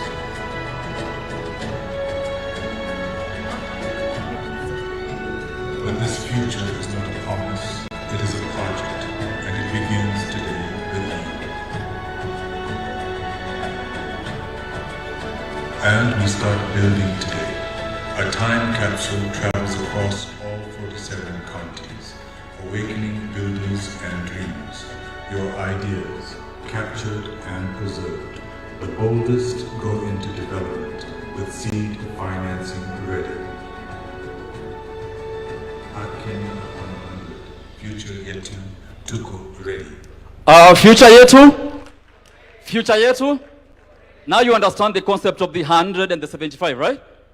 Very good students. In this presentation, you've seen a time capsule. Have you seen it?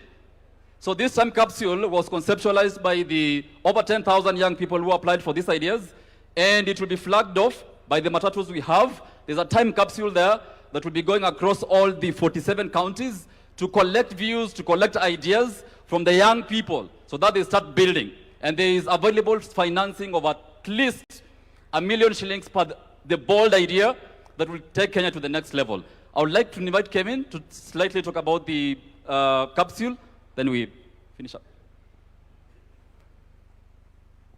I am a beneficiary of the friendship of Alliance High School alumni. Bernard drags me into every room that opens up for him. So I am very grateful to Alliance High School for that friendship that they extend to people. My young creators also tend to speak very quickly, and so I get the work of explaining things a bit carefully because we are required to bring everybody along. So will you allow me to do that? So what didn't land before the video happened is a website that has been created by this able team. The website is live as we speak, hackkenya100.com. This website is being populated and advertised by a group of young people who you may not have met because they are in the far end where there are two matatus. Now, what is happening, many people who are picking up the mic, they are addressing His Excellency. What these young people are doing, they are saying, Your Excellency, we have a solution to help because the government cannot create jobs for everybody. And in our presence, we have a 16-year-old who has already announced his intention to eye the same seat. So young people who are in our midst, we must quit asking the government and we must start building solutions. And what this team has done, they have provided a website where if you see a shortcoming in any service delivery, propose it as what they are calling the hack. Are we together so far? So you would be saying, Your Excellency, we have provided a hack. Can we get funding for this hack? Now, these ideas are not limited to Kenya. I need you to know we have a community of over 400,000 Kenyans in the diaspora. In the interest of time, I may not go through all of them. So the hack involves how can we interact with Kenyans in the diaspora. We have very many Kenyans who, many years, we've been exporting our brains. We export our brains from Nyeri, from Kericho. We export our brains everywhere. Somebody said when you're in front of the head of state, there is heat. The heat is acting on me. Allow me to gain my composure. Aya, sawa. So now what is going to happen is that there are communities of Kenyans in the diaspora. How are we connecting with them to link up with them and solve these solutions? Because in our interactions with Kenyans in the diaspora, they want to come back to Kenya, isn't it? You know Kenyans in the diaspora want to come back to Kenya, isn't it? What will they find? They will find these businesses that they need to expand. And so if you are in our midst and you're following us, that is what Hack 100 is about. Allow me to do the second bit of explanation, which my team did very quickly. And I will use a visual aid. Why? We must bring everybody along. Are we together?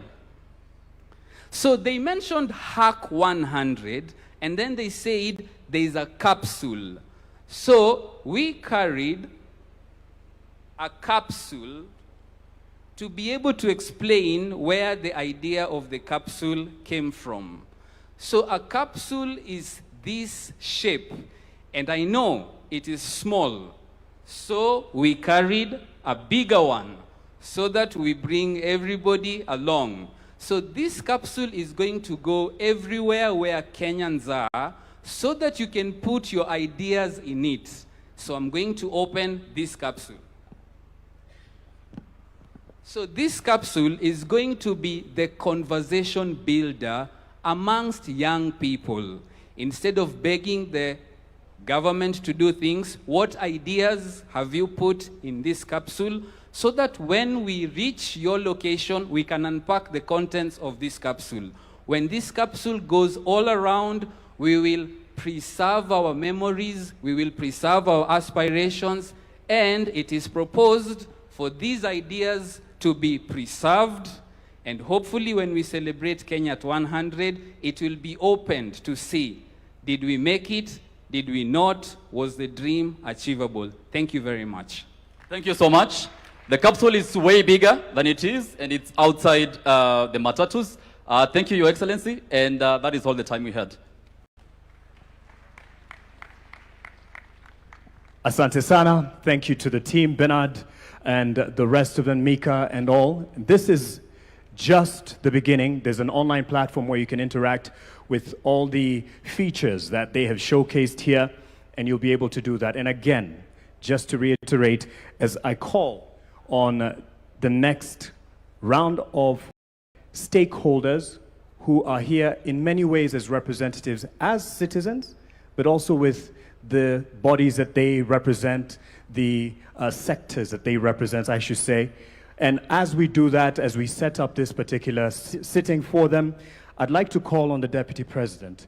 Deputy President, Professor Kithure Kindiki, if you may, because just as a quick word, because in this conversation as we move forward, we are looking at where do we go from here? How will different stakeholders engage in the national conversation? So we do have representation from a Kenya Association of Manufacturers. We have from the National Securities Exchange.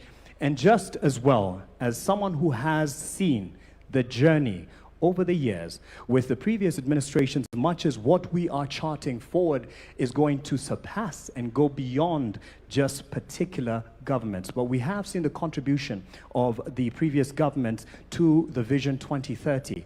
That was led by the late President Mwai Kibaki. That was led by President Uhuru Kenyatta. And now that this particular leadership has contributed to in bringing success to Vision 2030 and pushing it forward. So how, in your view, you would say we have an outlook to build beyond Vision 2030, just as we set up this stage, and I'll call on those stakeholders to come up and speak. Just as the President gave a quick word here, karibu sana to the Deputy President, Professor Kithure Kindiki. Tumpe makofi tafadhali. Wakenya hoye! Wakenya hoye! Mheshimiwa Rais, nimeulizwa ya kwamba kwa dakika 3 niseme hatua ambazo serikali imepiga katika kupeleka Kenya mbele na ruwaza ya kuboresha maisha ya Wakenya ili tuwe kati ya nchi zilizoendelea katika siku za usoni. I am proud to report on behalf of the government of Kenya that the last 4 years, under the leadership of President William Ruto, we have been able to do a number of things. And I want to highlight some of the steps that we've taken as a country in taking the development of our country forward from where President Ruto found it. Number 1, this administration has been able to stabilize our economic fundamentals that underwrite our long-term development path. The pillars of development, agriculture, industry, business, enterprise, and so forth, infrastructure, must rest on strong, stable economic fundamentals. All the indicators are showing to a stable economy, a strong currency. For the last 2.5 years, the Kenyan currency has been stable. We found it at 162, 165 to the dollar. It has been stuck at 129 for 2.5 years, showing economic stability. We have multiplied our foreign exchange reserves from $5.7 US in 2022 to today, $15.1 billion US, the highest foreign exchange reserves in the history of our country. When President Ruto took over, we didn't have enough foreign exchange. And of course, foreign exchange is a factor for international trade and stabilizing the economy. We have also been able to reduce interest rates. We have also been able to be rated favorably, not by ourselves, but by international sovereign rating agencies. Standards and Poor's, Moody's have now upgraded the economy of Kenya to a stable economy. And there are many other fundamentals that I can speak to, including moderating inflation from 9.6% where we found it to now a stable under 6%, and we are still working on the issue of inflation. Of course, on that front also, we have been able to attract last year the highest amount of foreign direct investment in the history of our country, $3.2 billion US. This is a report of the United Nations agency, UNCTAD, last year. And all these things put together are showing a stable economy. The central bank lending rate to commercial banks has come down from 13.5% to 8.75% at the moment. The price of government paper, government bonds, and treasury bills has come down, and now that means private sector can access credit and so forth and so on. We have stabilized the economy. Number two, we've been able to work on the agricultural transformation, and we have achieved a number of things under the agricultural transformation pillar.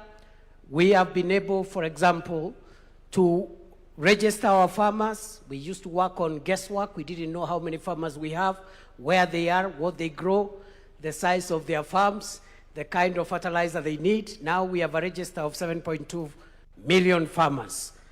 We have also been able to increase our production of some of the major value chains in agriculture. Maize production has grown from 44 million bags in 2022 to 75 million bags last year to underwrite our food security. Unga prices have also been moderated from 250 shillings to right now around 140, 150 for 2 kilograms. We've also been able to transform the coffee sector by removing cartels and increasing our production of coffee, and also the income to coffee farmers has now grown from 60, 70 shillings a kilo of cherry to about 120 to 160 per kilogram of cherry. Our tea production has grown from $138 billion shillings, 138 billion shillings in 2022 to last year's 215 billion shillings.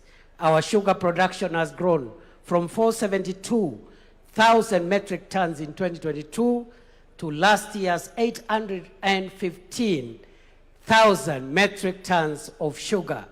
And therefore, that is a big milestone in terms of that value chains, and we have now more farmers benefiting in that sector. We have revived the industries and the factories in the sugar sector and so forth and so on. So we are also now the largest producer of processed milk in Africa, because we have moved our milk production, processed milk, from 4.6 billion liters a year in 2022 to currently, by last year, 5.5 billion liters. Kenya now has overtaken 3 other countries, and we are the #1 producer of processed milk in the African continent. So we have done some progress. We are vaccinating our livestock to make sure we get herd immunity so that we can promote exports of livestock products. Right now we have vaccinated 8.9 million heads of cattle, and we're in the process of achieving the target of over 70% immunization. We are also promoting dairy farming, and by also managing the price of sexed semen, which we found at 8,000 per dose, and now it is at 1,400 per dose. More farmers are getting hybrids through sexed semen. So that is agriculture. Number 3, education, very quickly. This is a quick fire. In education, we've done a few things. One, we've been able to streamline CBC curriculum. The uncertainties which were there around the curriculum have now been stabilized. We have transitioned from one level to another, which is seamless. Number two, we have increased funding to education from 500 billion shillings 2022. This year, it's 784 billion shillings. And that is a big leap in this sector. Funding for universities has increased from 42 billion shillings in 2022 to 82 billion shillings last year. Scholarships to university students was increased from 17 billion shillings in 2022 to 41 billion shillings last year. We have employed 100,000 teachers. We have constructed 23,000 classrooms.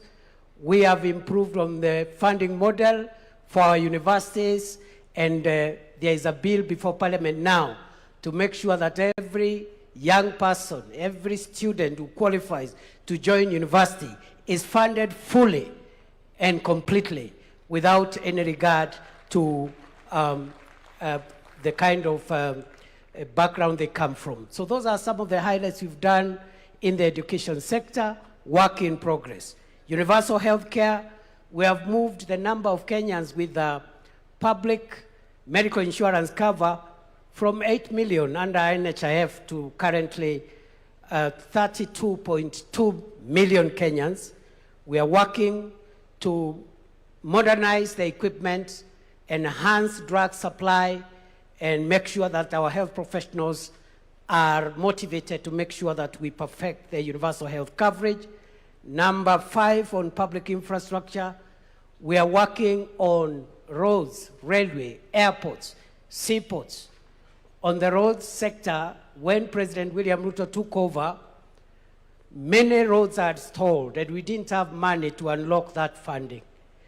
Through innovative resource mobilization, we've been able to pay all road contractors the pending bills. And today, the roads that are stalled across Kenya, which amount to 6,000 kilometers across the 47 counties, we've paid all the pending bills, 177 billion shillings, and the contractors now are back. Every county is experiencing road construction, including areas of our country that for a long time had been left out. You have heard about the famous Ruto Road from Isiolo to Modogashe to Kulamawe. You've heard about that road? Barabara itoke Isiolo, iende Kulamawe, iende Modogashe, iende Samata, itoke Samata, iende Wajia. Wajia Tarabaj. Tarabaj itoke hapo iende Kotulo. Itoke Kotulo Kobo. Kobo Elwak. Elwak Gare. Gare Ramu. Itoke Ramu iende Mandera. Rais Ruto ni fire, si fire. You must also be aware that under this administration, we are connecting the port of Lamu through Ijara to Garissa to Isiolo, areas of our country that for a long time had been left out. But we are also working on extending the SGR from Naivasha into Kisumu, Busia, Malaba. That project is ongoing as we speak today. We are building a new terminal, a new airport at Jomo Kenyatta, something we had not imagined we could do it. 155 billion shillings, again through innovative funding arrangements to make sure that we have modern infrastructure. Right now, we also have a port modernization program, which is about 60 billion. And that is taking place at the port of Mombasa, seaports, airports, railways, roads, because that is what will take us to the first world. The so-called shiny things. I had a not so informed critic saying that we don't want shiny things. The difference between the third world, where we are, and the first world, partly is the shiny things. There are better roads, better airports, better facilities across the board. So that's what we are doing around infrastructure.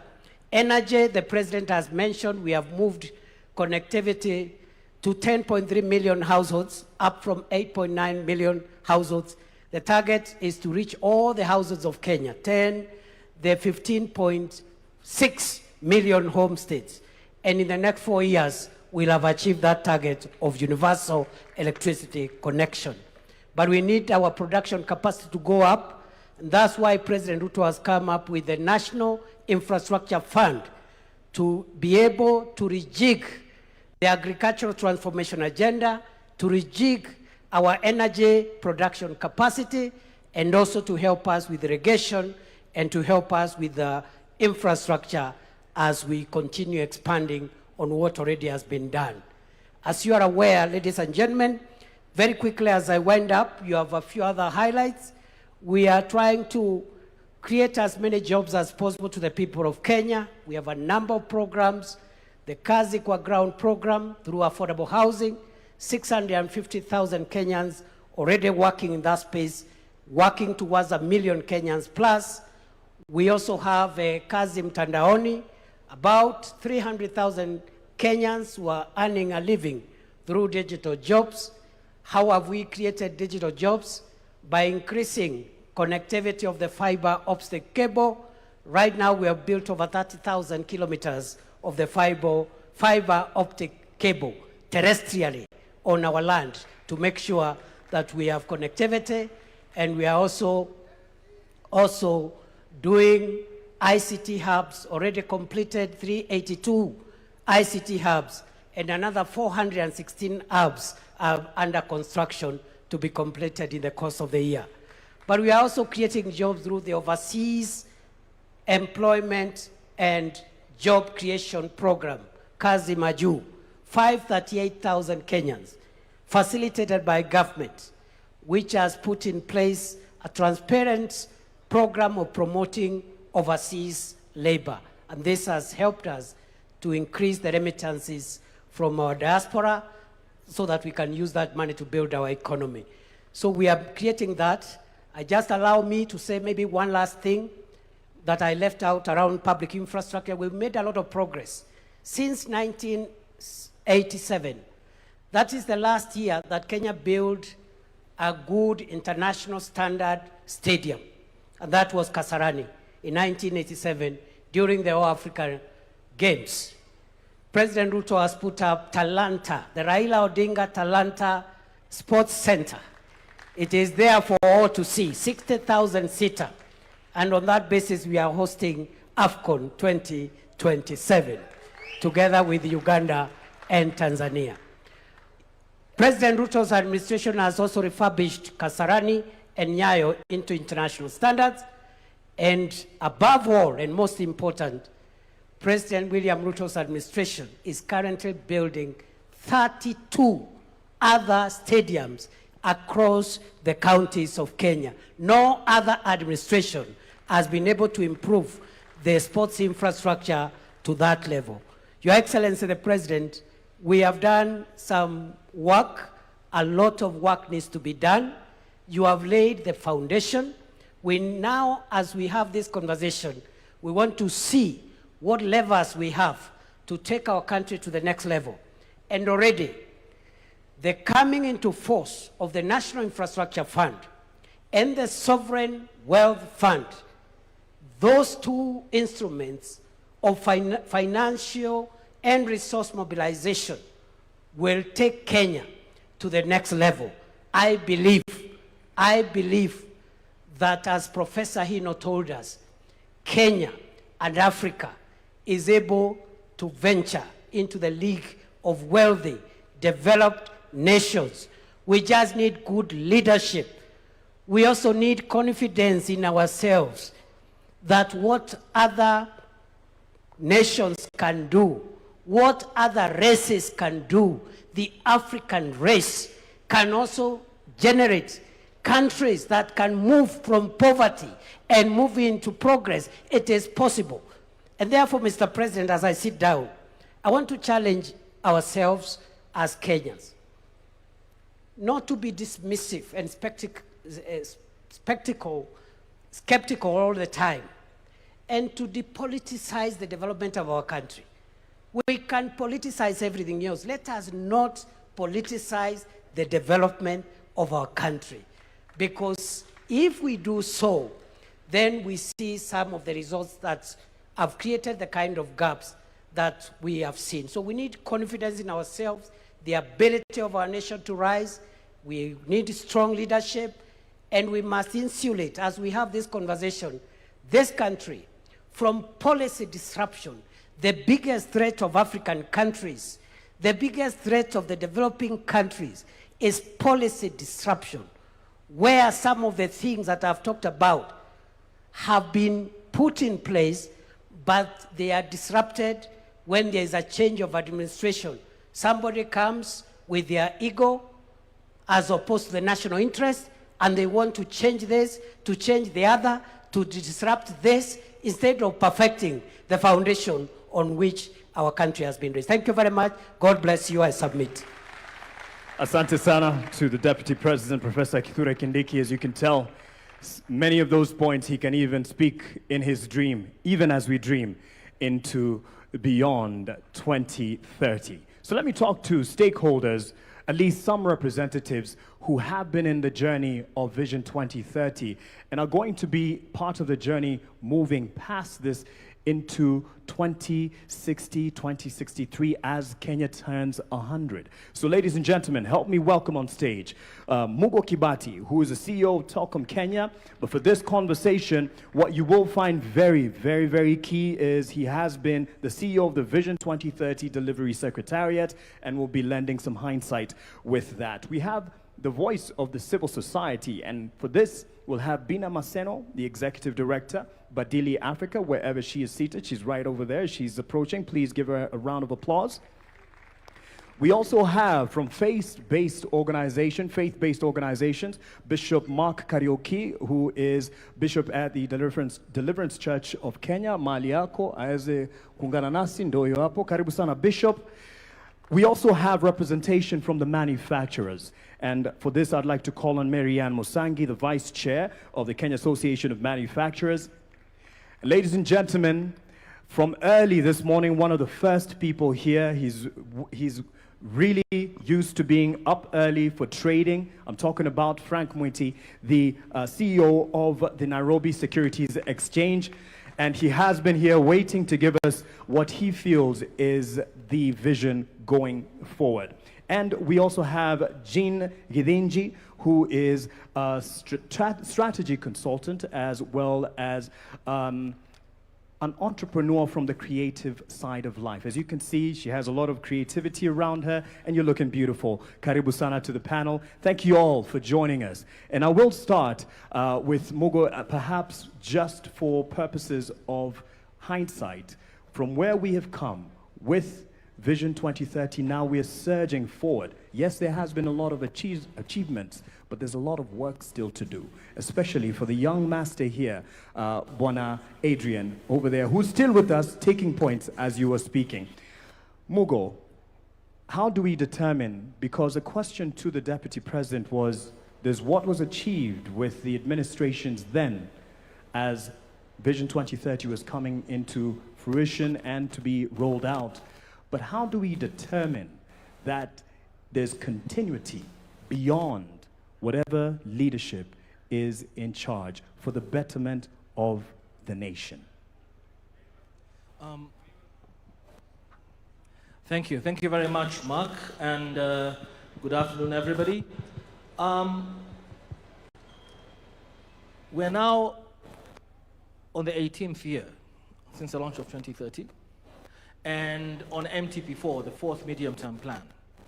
And the Deputy President has done a good job of explaining MTP4 achievements.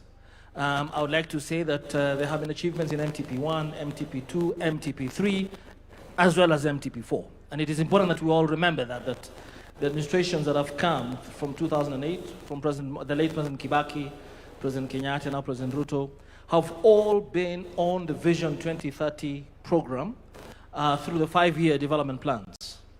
The challenge, and the Vision 2030 team also gave us a rundown of what has been achieved and accomplished over those 18 years. The political pillar, I think, stands out because the constitution was delivered, devolution came in, so MTP1, the constitution was delivered. MTP2, we had devolution now finally being enacted. We also had infrastructure developments, tremendous ones from the first MTP to the current MTP. We have had infrastructure developments across the board. There were parts of the, we focus a lot on Thika Highway and the expressway, but there are parts of this country, I should tell Kenyans, that in 2008 were not reachable. The Isiolo-Moyale Road, for instance, didn't exist. And that not only connected those parts, the northern part of the country to the center of the country, but actually changed economic activity tremendously. Safety along that highway changed everything. So there's been roads and ports and energy. Kenyans were connected in every corner of this country to electricity.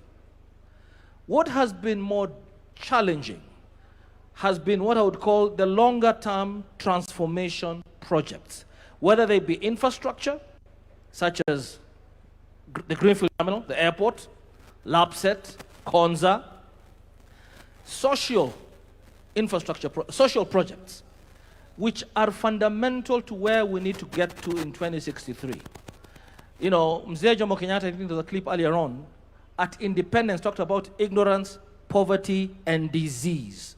And at the end of the day, whether it be Vision 2030 or 2063 or 2060, and all the projects we undertake, they will not be felt by the Mwananchi unless we deal with those three elements. That's what gives dignity to the citizen. And education, access to affordable quality healthcare, access to affordable housing or security is a difficult social project to undertake, but must be undertaken. And we have had, you saw that the social pillar is not as high up there as a political pillar, because for some of those social programs, funding was a problem. And funding for universal health care, funding for affordable housing, funding for our retirement, our pension fund, funding our savings culture in this country so that we can be able to deploy our savings rather than borrow money for these big infrastructure projects has been challenging and requires continuity. So you find that in MTP1, there was quite a bit of thinking around that, how do we enhance our savings rate to 30%? How do we ensure education, healthcare, affordable housing, and universal? But the political will to really raise the funds was challenging. And that only happened in MTP4, in this current administration. And I know that there have been a lot of debate about the execution, but first and foremost, it's important to acknowledge that as we move into the post or beyond 2030 period, we have done this in this current MTP, forced ourselves. I've been taxed a lot higher than I was taxed 4 or 5 years ago. Why? Because for shared prosperity, and it has got to be shared prosperity, we have to have everybody in this country, wherever they are, accessing those social amenities, healthcare, education, and a rooftop. Now, back to your specific question about continuity. Yes, the challenge has been that with each successive administration, and I'm glad that the Deputy President himself alluded to that, him being one of the leaders of one of the administrations, have not necessarily hewed to continue the programs of the previous administrations. That's number one.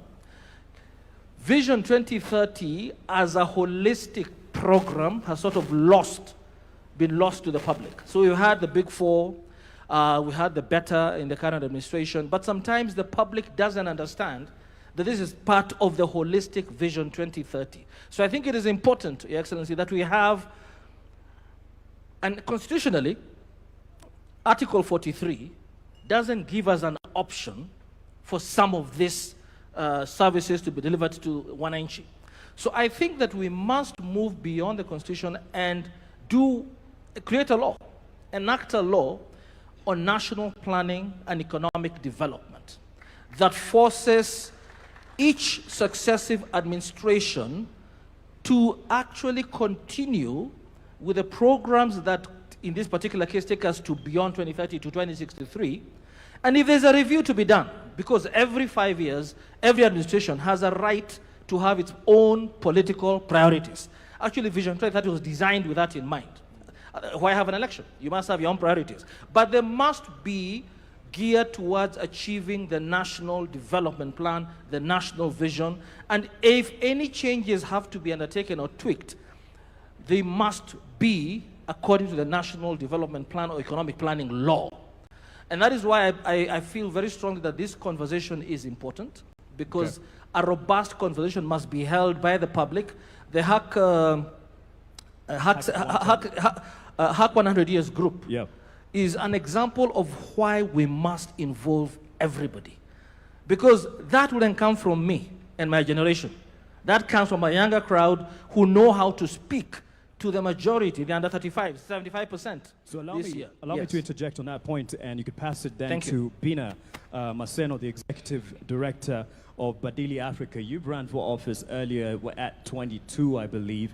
And so you've seen what has happened in successive governments. But in the same breath of making sure this reaches the people, because this is not just a conversation here, it's just starting. How do we ensure that this indeed is owned and bought in by the people, Wananchi? And the president has committed and said, this is not a government project. We are facilitating, but it's not a government project. How do we take it to the people? They own it because they will take it beyond successive governments. Thank you very much. And thank you so much to the organizers of this particular session. Mark, I'd first of all like to point out two things that I haven't heard, but also appreciate the conversations that are happening.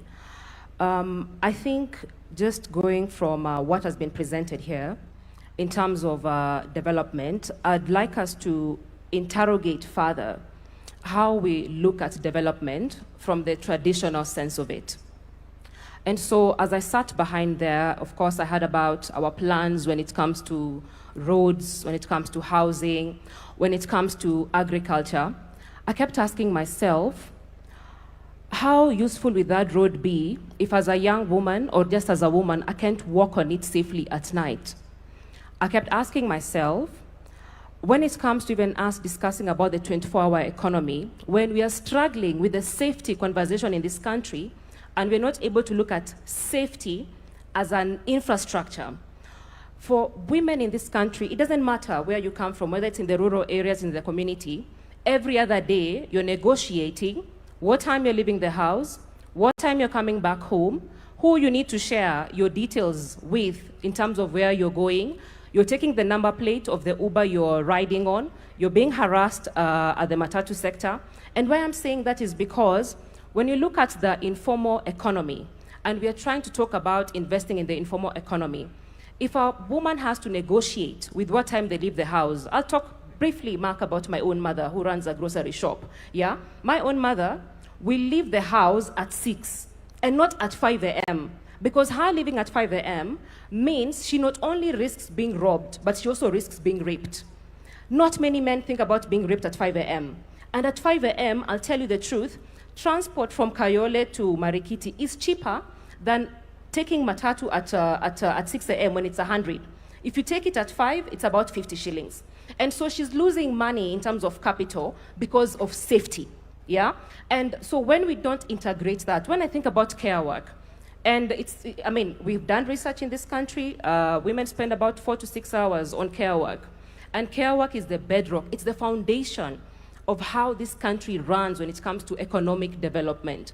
Who takes care of our children, who feeds our children. Most of us are here because someone is managing most of those details at home. I'm comfortable here because someone is taking care of my son at home, yeah?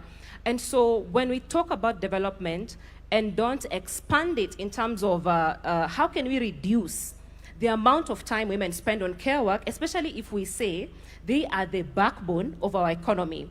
And so when I look at, you know, Kenya at 100, and you ask me a question about, yes, running for office and where we are going to. When I look at even the representation of women and young people in this country, when we go down to the numbers and say, are young people represented, are young people included, what does data show us? If you look at the 2022 statistics, the numbers in 2022, we had 16,100 candidates on the ballot, from the presidency all the way to the member of county assembly, whether you are running in whichever political party or you are running as an independent candidate.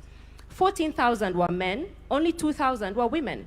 So if we talk about even achieving the 2/3 gender rule, it means even if the 2,000 women, all of them won, we still would not have achieved the 2/3 gender principle. And so then that begs the question, what are some of the structural issues that we continuously need to deal with so that we level the playing field for both women and young people? Because if we don't have representation when it comes to Kenya at 100, then it means the future we are building is incomplete because it leaves half the population out. And so for me, I'm reflecting on how we're looking at development in terms of what we are building, but also how do we expand people's freedoms and capabilities. Lastly, we talk about agriculture. I'm just going by also what other speakers have spoken about. We talk about agriculture, we talk about building more classrooms. But before a child enters the classroom, their diet is so important because data shows that if you don't have quality diet, you're going to have stunted growth. It has an impact on your cognitive ability. And so even as we think about building other classes, how are we thinking about the nutrition of our citizens so that we can be better in terms of contributing to the solutions of this country, and you're not struggling with stunted growth because we're already at 18% of stunted growth when it comes to children under 5 years in this country. And so for me, I think it's just us expanding the definitions to just not include, yes, infrastructure, but also look at how these other aspects of our lives intersect with development. Thank you for that, Bina. Let's give her a hand for that holistic view and an expansion to the prism at which, and I'm passing it on to Marianne Musangi because she's kind of gone into what you would be looking at, and she's mentioned the aspect of a wider look and perspective of what we term as development. So it's not just the hardware, which 2030 has delivered, Vision 2030, the hardware, the infrastructure, but the holistic environment that brings safety into it. She's spoken to that. But for you, as the vice chairperson of the Association of Manufacturers, what does 2063 or 2060 look like to you, or at least what would you like it to look from the sector that you represent? Thank you, Mark. I think we're all here to fight for a space and a seat on the table. I think it's very clear that all of us do need to have a seat on this table as we develop this Vision 2060. A vision needs to be bold and audacious. And if it's not bold and audacious, the country just won't move forward. Coming from representing Kenya Association of Manufacturers, the manufacturers, watu wangu, watu wetu, I've been sent here to say our vision for the manufacturing sector is to be the leading manufacturing nation in sub-Saharan Africa. Why is this critical? This is critical because currently today, the manufacturing sector has stabilized at the 7% mark contribution to GDP. Some may look at the glass half empty and say, oh, you're not growing. But you know what? We've been resilient. We have sustained at least that 7%. How do we grow to the next level? And why is it important we grow to the next level? It's important because even though we only contribute 7% to GDP, we actually contribute 16% to revenue KRA collections in terms of industry. We are one of the largest contributors when it comes to taxes.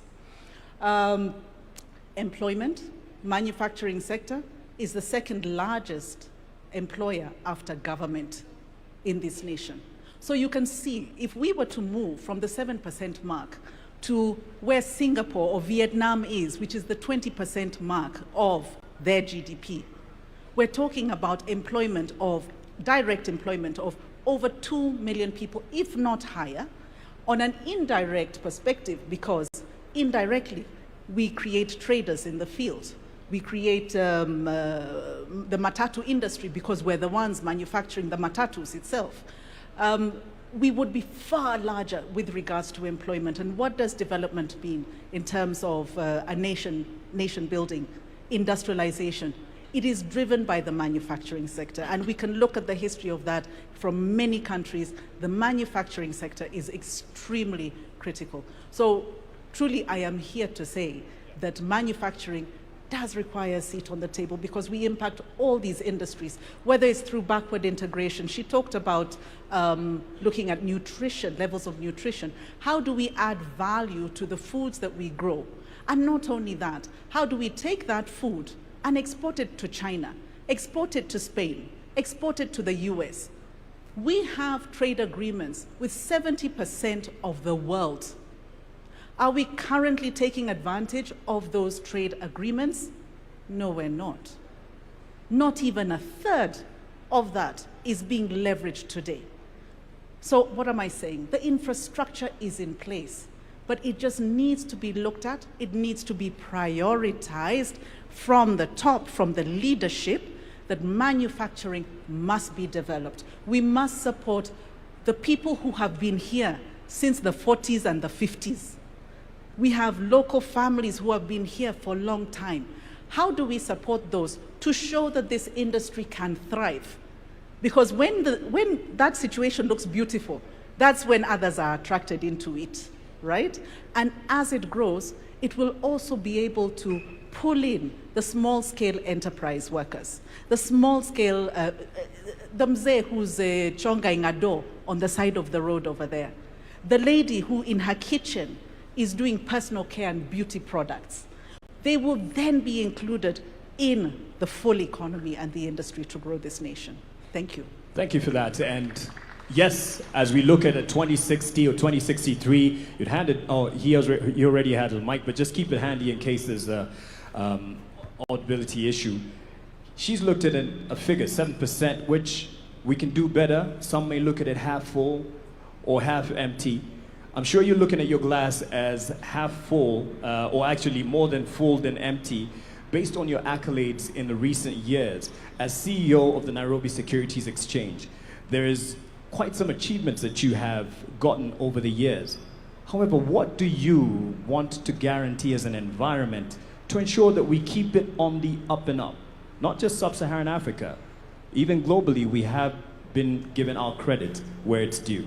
So what do you see availing a brighter future for the Nairobi Securities Exchange? Thank you, Mark. I'm going to mention 3 things, and that will probably confirm why I was here very early in the morning, seated and waiting for this dialogue to happen. But I will start by confirming that, in fact, the Nairobi Securities Exchange, as part of the larger capital markets ecosystem, has benefited quite a lot, both from Vision 2030, as well as the current administration led by His Excellency. Case in point, just 3 weeks ago, we crossed a historic milestone in our market capitalization, 4 trillion shillings. Okay? Earlier this year, as at the end of June, the NSE was ranked number 4 in the world, ahead of the likes of Singapore that we aspire to. The only African country that was ahead of us was Nigeria. Otherwise, the people we are competing with is now Japan and Taiwan. On top of that, the previous year, 2025, the NSE was second best performing behind Egypt in Africa. The year before, 2024, we were the top performing exchange in the continent in dollar terms. Now, there's something that is important to actually share with people that they may not know about matters capital. You will know that capital likes return, capital likes dividends, capital likes profit. What people sometimes forget is capital is actually a coward. Capital is a coward. Part of my role leading the exchange is to go out there and speak to investors. There are three things that usually happen when you go to interface with serious investors. Think about the likes of BlackRock, Vanguard, Fidelity. These are big boys managing trillions of dollars, bigger than economies of Africa combined. They give you 1 hour, only 1 hour. In that 1 hour, 30 minutes of that 1 hour is spent understanding the roadmap and the vision of the country. Because if they don't buy into it, forget it. It doesn't matter whether you're printing money. They're not interested. 30 minutes are spent unpacking the vision of the country. The next 15 minutes are spent unpacking the macroeconomic environment, which is why for us as a capital markets, we've benefited a lot from the stable macroeconomic environment that the current government has underscored. The next 15 minutes are spent really confirming whether there is listed companies that they are interested in coming into. So for me, the reason I was here very early in the morning is because I know the dialogue we're having today and the vision we'll craft as a country will tell capital whether to invest here or to invest in a neighboring country. And interestingly, that's not just capital out there. Even local capital here, pension funds, insurance companies, Mugo's money, your money, if you think that you believe the neighboring country has a better vision and a better roadmap, that's where you'll deploy capital. So why do I say capital is a coward? Because the minute capital thinks you don't have a plan, or you're unstable, or you're undecided, it votes with its feet and it goes. Number two, we are here to craft 2060.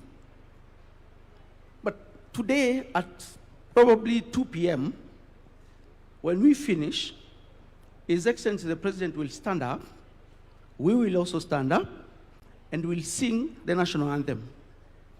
Pay attention to the last sentence of the first stanza of our national anthem.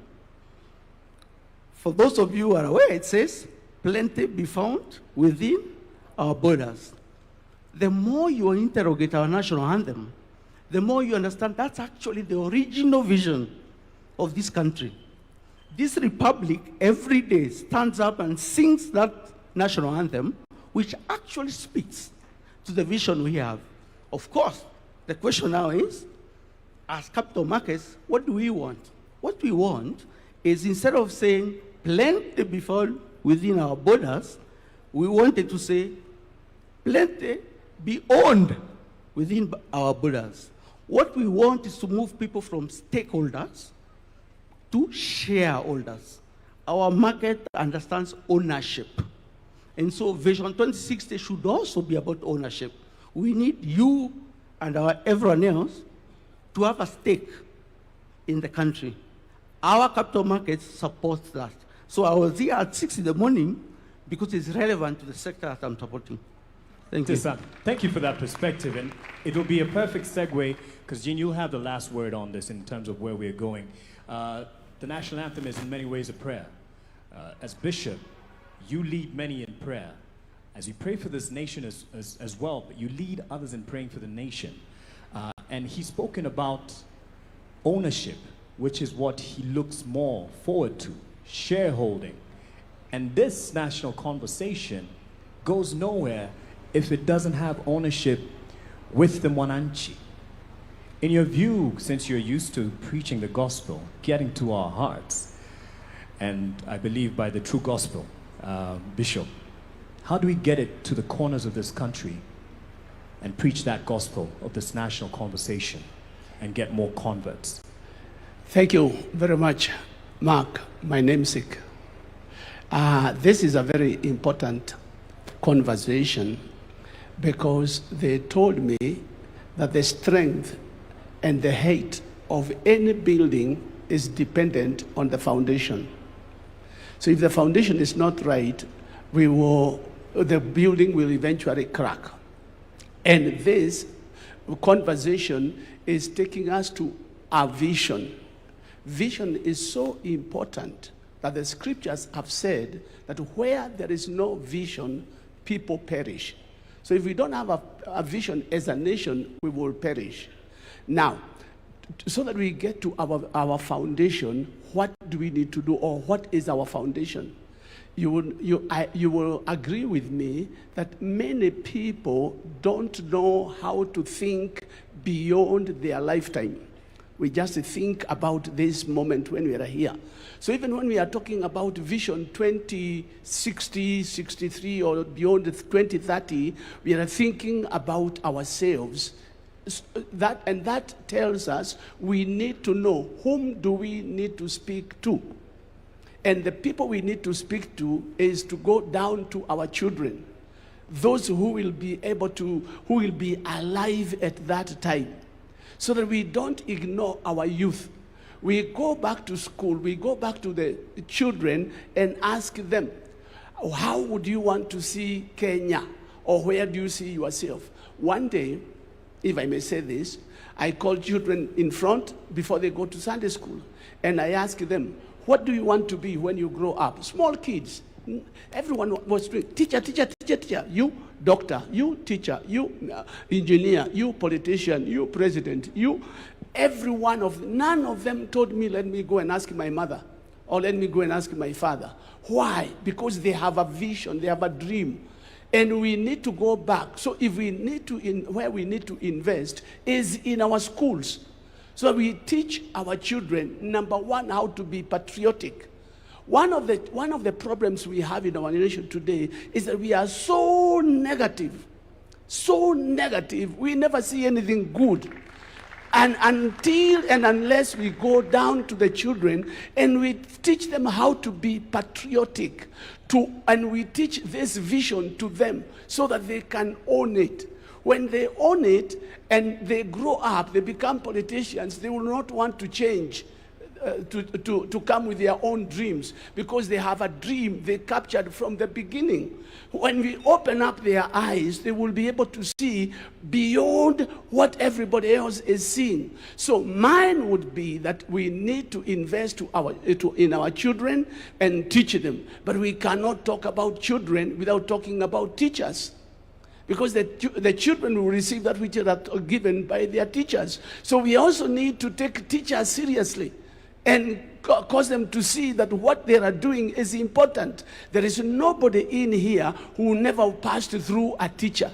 So we need to consider teachers, and we need to build on teachers so that they can build on the children. Once the children have captured, this young boy here, 7-year-old, he has a vision, he has a dream. Now, if we get all our children to have dreams and to see what the nation, what a nation they would like to look to see when they are old, they will capture it, they will run with it, and we will not be disappointed. Thank you very much. Let me speak to someone who you probably consider your child in terms of age, and she's, yes, young enough to be your child. Jean Gadinji, as a strategic consultant, you do a lot of work on narratives. And there's what he's given as an example of kids choosing the future. And the vision that they bear is based on a narrative that they have of fashionable careers. You are a creative entrepreneur. So you're looking at beyond the traditional careers that we have. So as you speak to this, tell us a Kenya that you see and hope for in 2060. Thank you. Thank you, everybody. Good afternoon. And I love that question because I guess my intervention will be less technical and slightly more poetic. So for me, Kenya is a nation that punches above its weight. So if you look at our contributions from our scholars, our writers, our innovators, we give the world M-Pesa, right? Our athletes, we break world records all the time, and even our contributions to world agenda. The World Urban Forum was first held here in Kenya. This is the forum that actually gets the world to globally dream about sustainable urban development, and we birthed it. So Kenya punches above its weight.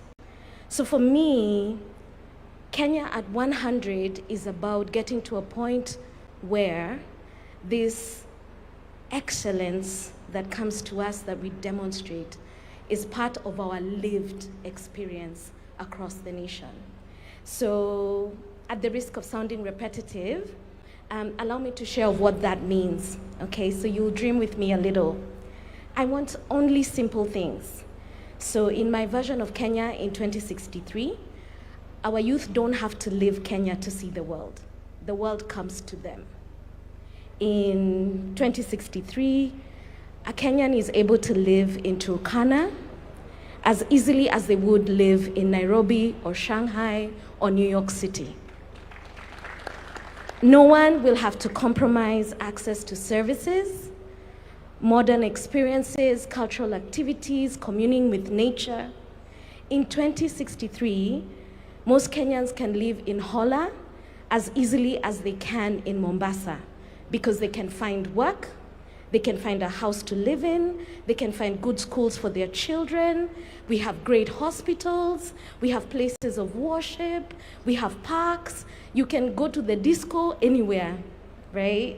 So the simple dream is that our informal settlements will all be called Old Town, and we will only preserve them for tourism and documentaries, right? So our cities in 2063 are so well planned that we can navigate streets on Google Maps without referencing landmarks like take a left at the green Mama Ali's kiosk, you know? Wouldn't it be nice to be able to take a bullet train from Nyeri to Garissa and be there in less than an hour? In 2063, I wanted that for a water-scarce country, there is water reticulation to every single home. That during prolonged drought, we don't have to sell livestock at throwaway prices. That we actually can harvest rainwater across the country in huge municipal water pans. And during rainy season in Nairobi, Malindi doesn't have brown ocean waters from silt deposits. At 100 years, my hope is that Kenyan youth don't have to choose between paying for electricity tokens and eating nyama for lunch. Wouldn't it be nice not to be afraid of AI taking young creatives' space, but we have the conversation about optimizing it? Wouldn't it be nice to not have to stay at a job you hate because you're so afraid that you would find gainful employment if you leave? Wouldn't it be so nice not to have to go to India for specialized medical treatment? Or have to join a WhatsApp group to changia someone to go to South Africa because we can't treat their cancer here? It's tragic to me that most families are only one bad illness away from financial ruin, and that working young Kenyans have to deal with black tax and supporting thousands of relatives, okay, it feels like thousands, because the state is not able to roll out social safety nets. I would love for our country to be able to take care of its aging. I would love to receive an actual refund from KRA, like the way IRS in America does. Wouldn't it be nice not to have to choose between a career in corporate or creative space because you earn a livable wage either way? I have to be msanii on the side to my strategic job because I like nice things. It would be nice to have that option without having to split myself. And I know so many young people feel the same way. But wouldn't it be nice not to complain about education all the time? That we have people who are able to work in their workplaces with discipline. Wouldn't it be nice if we didn't have Kenyans taking advantage of one another? If we had a value system that allows us to grow with integrity? Wouldn't it be nice to walk at night at 2 a.m., and not fear being robbed, or walk in Tao with my cell phone and it will not be thieved? Wouldn't it be nice not to have to march in cities to end femicide because our systems deal effectively with violence against women, or even against our old aging parents, many of whom are being killed by younger relatives so that they can sell the beach plots and the farms? Wouldn't it be nice to live in a Kenya where you can sleep in comfort? That if there was a country that threw us missiles, we have the best anti-missile, defense systems? You see, I really just want simple things.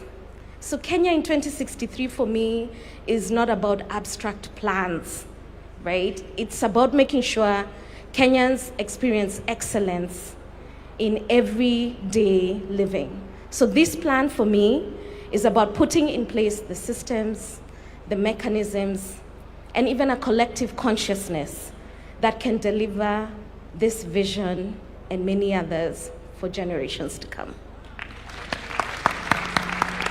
I'll tell you something, Jean, you got the attention of the Commander-in-Chief when you talked about the anti-missile defense system. That's something that definitely has their attention. What next is what we're talking about.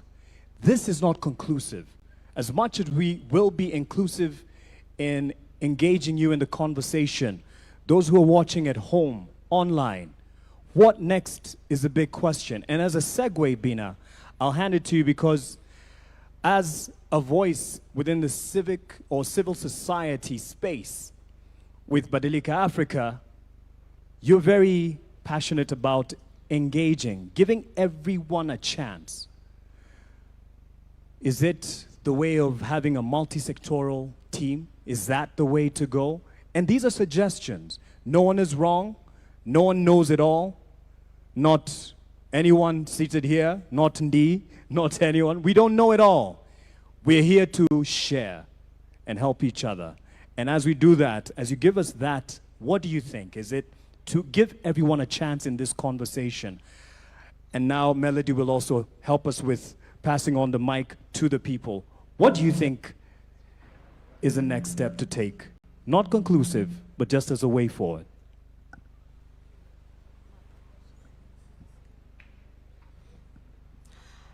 Thank you so much. Thank you. Is it okay? Thank you so much once again. So 2 things that I'm reflecting on as you ask that question is that first, even as we look at taking these conversations to the counties, it's just not about decentralizing the conversations to the counties, but yes, that word at the county, to ensure that the conversations we're having at the county, how inclusive are they? Who are we missing in the room? Who barely attends conferences? Who are we missing in the room who does not belong to a political party or belong to a CSO conversation? Because even as we spoke about the work we do at Badili. So the fact that we even focus on taking some of these conversations to the salons, and we make sure the person who's braiding your hair, because they're spending 4 hours with you, are they having these conversations? What are their concerns? Because for them, they can't come here because they need to earn a living. In the spaces where we spend our time, at the barber shops, the person who shaves your hair, because they always say men are so faithful to their barbers than even their own partners. But do they understand this particular conversation? Because you guys do a lot of banter, political banter in those spaces. So how are we bringing them in? Or how are we taking those conversations there so that we can actually harvest information on what they really, really want, When it comes to young people, and of course, I'm very happy that, we have students in the room today, like we have young people in the room. We just have people picked from different sectors, which is very, very important. So who convenes at the county? Or who convince this gathering is important, who sets the agenda here is important, who even gathers the thoughts and notes and ensures some of the points end up on the national agenda is very, very important. But Mark, I also wanted to add that even as we talk about where Kenya is going next and we talk about all these challenges, I think we have to also just discuss about how power manifests in our different spaces. Because every other day we talk about our policies, our strategies. We talk about all those things, and I don't think what we have is a deficit when it comes to the vision that we are talking about.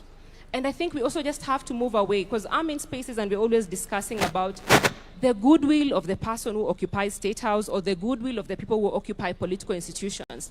I think we just have to move away from just relying on the goodwill of people who occupy political institutions and State House to how citizens can monitor this process, can hold the people accountable on this process, so that even if you leave office today, because we have owned this process, then we are able to hold you accountable, because we have seen the power of the young people and the citizens when it comes to holding leaders accountable, whether it's the finance bill, whether it's the county development plans. And so if the citizens don't own this process, then we're going to have the same challenge that you spoke about, where when a leader leaves office, some of the plans are abandoned. Yeah. But more importantly, Mark, as I wind up on my point, is with the power holders, who decides where the resources are going to be invested is very important. The agenda setting is very, very important. And I think that's why other people feel like they're left behind. And so if we unpack the power dynamics in this country, then I think we'll be off to a good space. All right. I believe, and Mike, you can just keep this mic handy as well, pun intended, but as you get a feel of the room and help us get as many people. As you've noticed, I've only had one round of a question, and just that second one to get us to what we are asking. What next? Doesn't have to be a question. What do you think? What is next? Asante sana. Mimi naitwa Jasper Moses Mrutu kutoka Taita Taveta from Pare Council of Elders. Pare Council of Elders inasimamia wapare ambao wametengwa kwa miaka mingi sana. Mimi katika kwenda mbele, manake mambo mengi yamezungumzwa, nitaongea kwa bullets. Mapendekezo yangu ni kwamba in 2063 I envision a nation that is developed in whose development is anchored in the Constitution and more specific in the Bill of Rights. Second, I envision 2063 a nation built in foundation of socio-economic inclusion of all communities and groups, including minority and marginalized communities of Kenya. I envision a nation that strengthens, a nation strengthened with the cement of affirmative action for the minority and marginalized communities in Kenya and other disadvantaged communities. I envision a nation with a citizenry and leadership that respects and adhere to its own plans, rules, and policies. That is discipline and integrity. Thank you. Asante sana, nitaenda nyuma kidogo. Asanteni kwa upande huu. Nitaenda nyuma kidogo kwa vijana pia. Kuna kijana hapa. Mruhusu. Ukielekea, maybe we'll take one from here and kindly keep it as short as possible. We have so many people and would like to contribute as much as possible. Let's also concentrate on what next. What do you see as the next step? Thank you so much. Kwa majina naitwa Mwanza, son of Mwanza. Mimi ni kijana wa Mukuru. Wengi wameongea Kizungu, mimi nitaongea Sheng.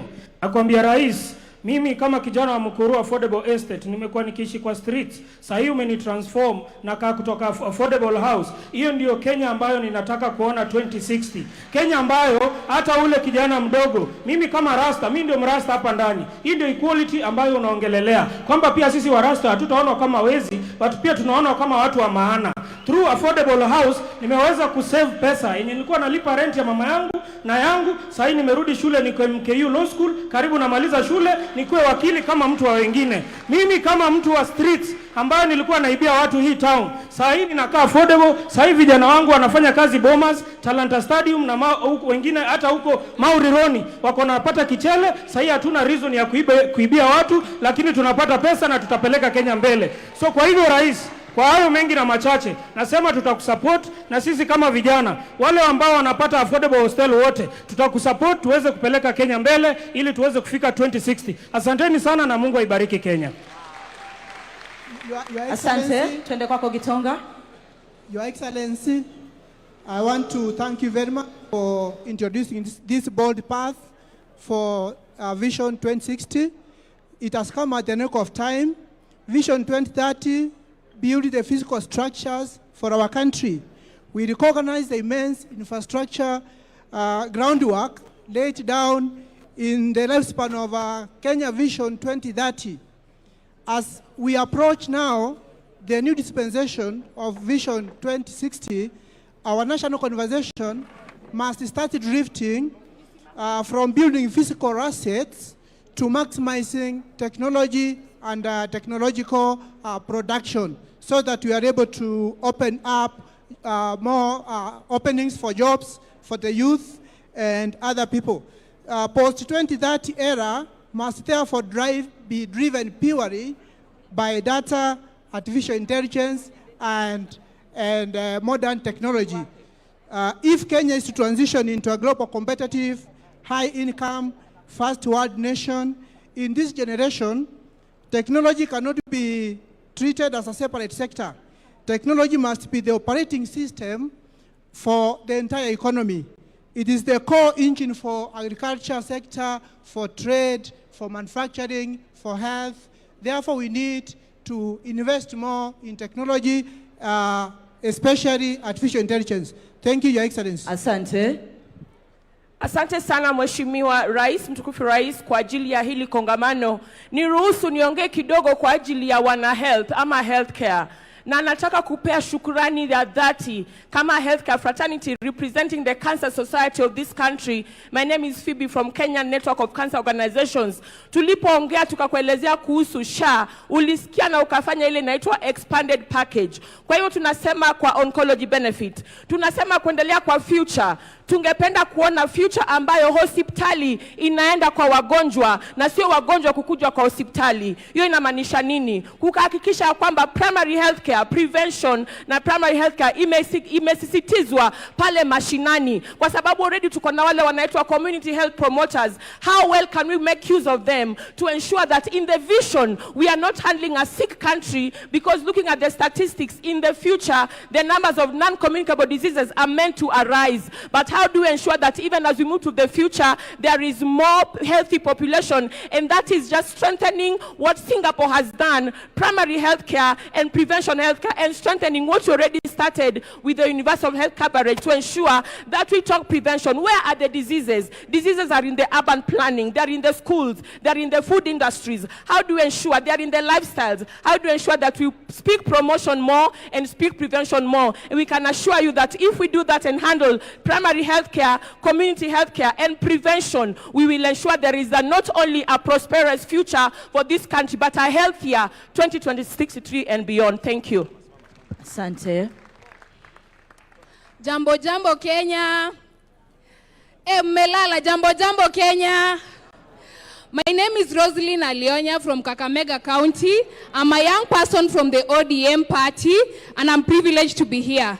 Now, in the Azimio manifesto in the previous election, my party leader had an idea of having one county produce one product. And I'm seated here wondering, if my county Kakamega produces maize, why is it that we have maize milling farms in Thika, we have maize milling farms in Nairobi, and not have those maize milling farms in Kakamega, so that those farmers and their children also, apart from doing the agriculture, they can also take part in the processing of the sugar and the selling of the sugar. And if we devolve this development project that we are talking about, we'll be able to create more jobs even in the marginalized communities. So if we can be able to look at this issue of one county, one product, it will be a great deal. Lastly, I've heard Professor Hin from Japan talk about us focusing on childhood education. But why is it that when as Alana gets good grades, we always create for them an ample opportunity? When they're getting maybe 400 marks from primary, they get an opportunity in a national school. When they get good grades, they get an opportunity in good universities. But when these children get first-class honors, we never really create a platform for them so that these brains are able to transition directly into the human capital of our industries within the country so that we are not able to export them outside. Lastly, ya mwisho, mimi kama mkazi wa Kakamega, I want shiny things, Mr. President. Asante sana. What next? Ndio kitu ambacho tunauliza. What next? Kwa majina naitwa Hilary Kiptalu Cheruiyot. I'm a professional marathon athlete, and I was privileged. I'm very happy to be given this by a particular juncture, even as professional marathon athlete, to put our input in this conversation. Kwa leo tungetaka kushukuru President wa Kenya Dr. William Samoei Ruto kwa sababu kuna vitu tunaona kama wakimbiaji yenye amefanya, na sisi kama wanariadha hapo awali hatukuwa tunaona kama tuko na mwelekeo, na ya muhimu sana kuhusu hii maneno Vision 2030 and beyond. Sisi kama wanariadha tungetaka kusaidia wa Kenya kwa vile mnatuelewa, sisi kama wanariadha tumeweka Kenya kwa picha mzuri pale duniani pale, na kwa hivyo sisi kama wanariadha tungetaka tena tupewe chance ya kuweza kumarket tuwekwe front kwa hii Vision 2030 and beyond, tuweze kama wanariadha kusaidia wa Kenya na kusaidia president kushika mkono kwa hii vision. Alafu ya pili, kama mwanariadha tuko na agenda kama wanariadha tuweze kuchukua Kenya, tusaidia wa Kenya, tusaidie Kenya kuchukua Kenya ielekee Singapore. Tuko na mipango ya kukimbia, kutumia hii talanta yetu yenye Mungu ametusaidia, tukimbie hata tunapokimbia dunia, tuweze kuonyesha Kenya sisi tuko na agenda ya kuchukua Kenya to Singapore and beyond. Within Vision 2030 tunataka kupewa forum ama platform kama wanariadha, tuweze kuketi na president, tuweke mipangilio yetu kwa meza kama wanariadha, ndio tukue considered pia sisi. Asante. Basi, please pick two more questions from that side. We'll pick from this side. Naona hapo ndio mambo iko moto kabisa, kisha tuanze sasa kumalizia. So 2 questions from that side, as we also get 2 questions from this side as we get closer to winding up. Thank you. Please allow me to use the stage so that everyone can see me.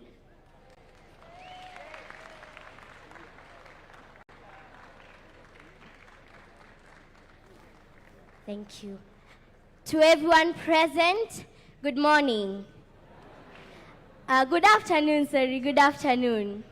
I am Young Fortune. I'm a host of a kids program in Citizen TV, and I also sing gospel songs under 7 Heaven Music, which is owned by Guardian Angel. I am so thankful for this opportunity, and first of all, I want to thank God for giving us this wisdom to actually gather as a nation to talk about something good that will come into the future. Let me tell you, people of Kenya, your children are very, very talented. Do you know that? They are very talented. They have the passion. They have everything that it takes. But there's one thing that they are lacking. It's that support that we need from the government. I would love to request if every county can have a big center where every child there their talent can be nurtured so that they can be able to grow. We look in the social media. Other countries, children are supported. They go outside their countries to share what they have. But in Kenya, we feel a bit of left out. And if that could happen, we would be so happy. In programs like this, let us be called. Let us show you guys what we can do. I also have a point on something I feel is very, very important, and we have not talked about it well. It is the environment. As we know, we have climate change, right? Do you know that we have climate change? And as we move forward, I feel like if we don't work on it, then we are going to be experiencing a worse something worse than what we are experiencing right now, right? So I would love us to take this a chance to continue planting trees. Let the government make sure that industries are using the correct methods to dispose their waste. Yes, so that is what I felt I needed to tell you. Thank you so much for this program. It is very, very helpful. You are building our country, and we feel that we are seen. May God bless Kenya, and may we all work together Wonderful. towards achieving this. We have a Thank you. question on this side. One question mark on this side.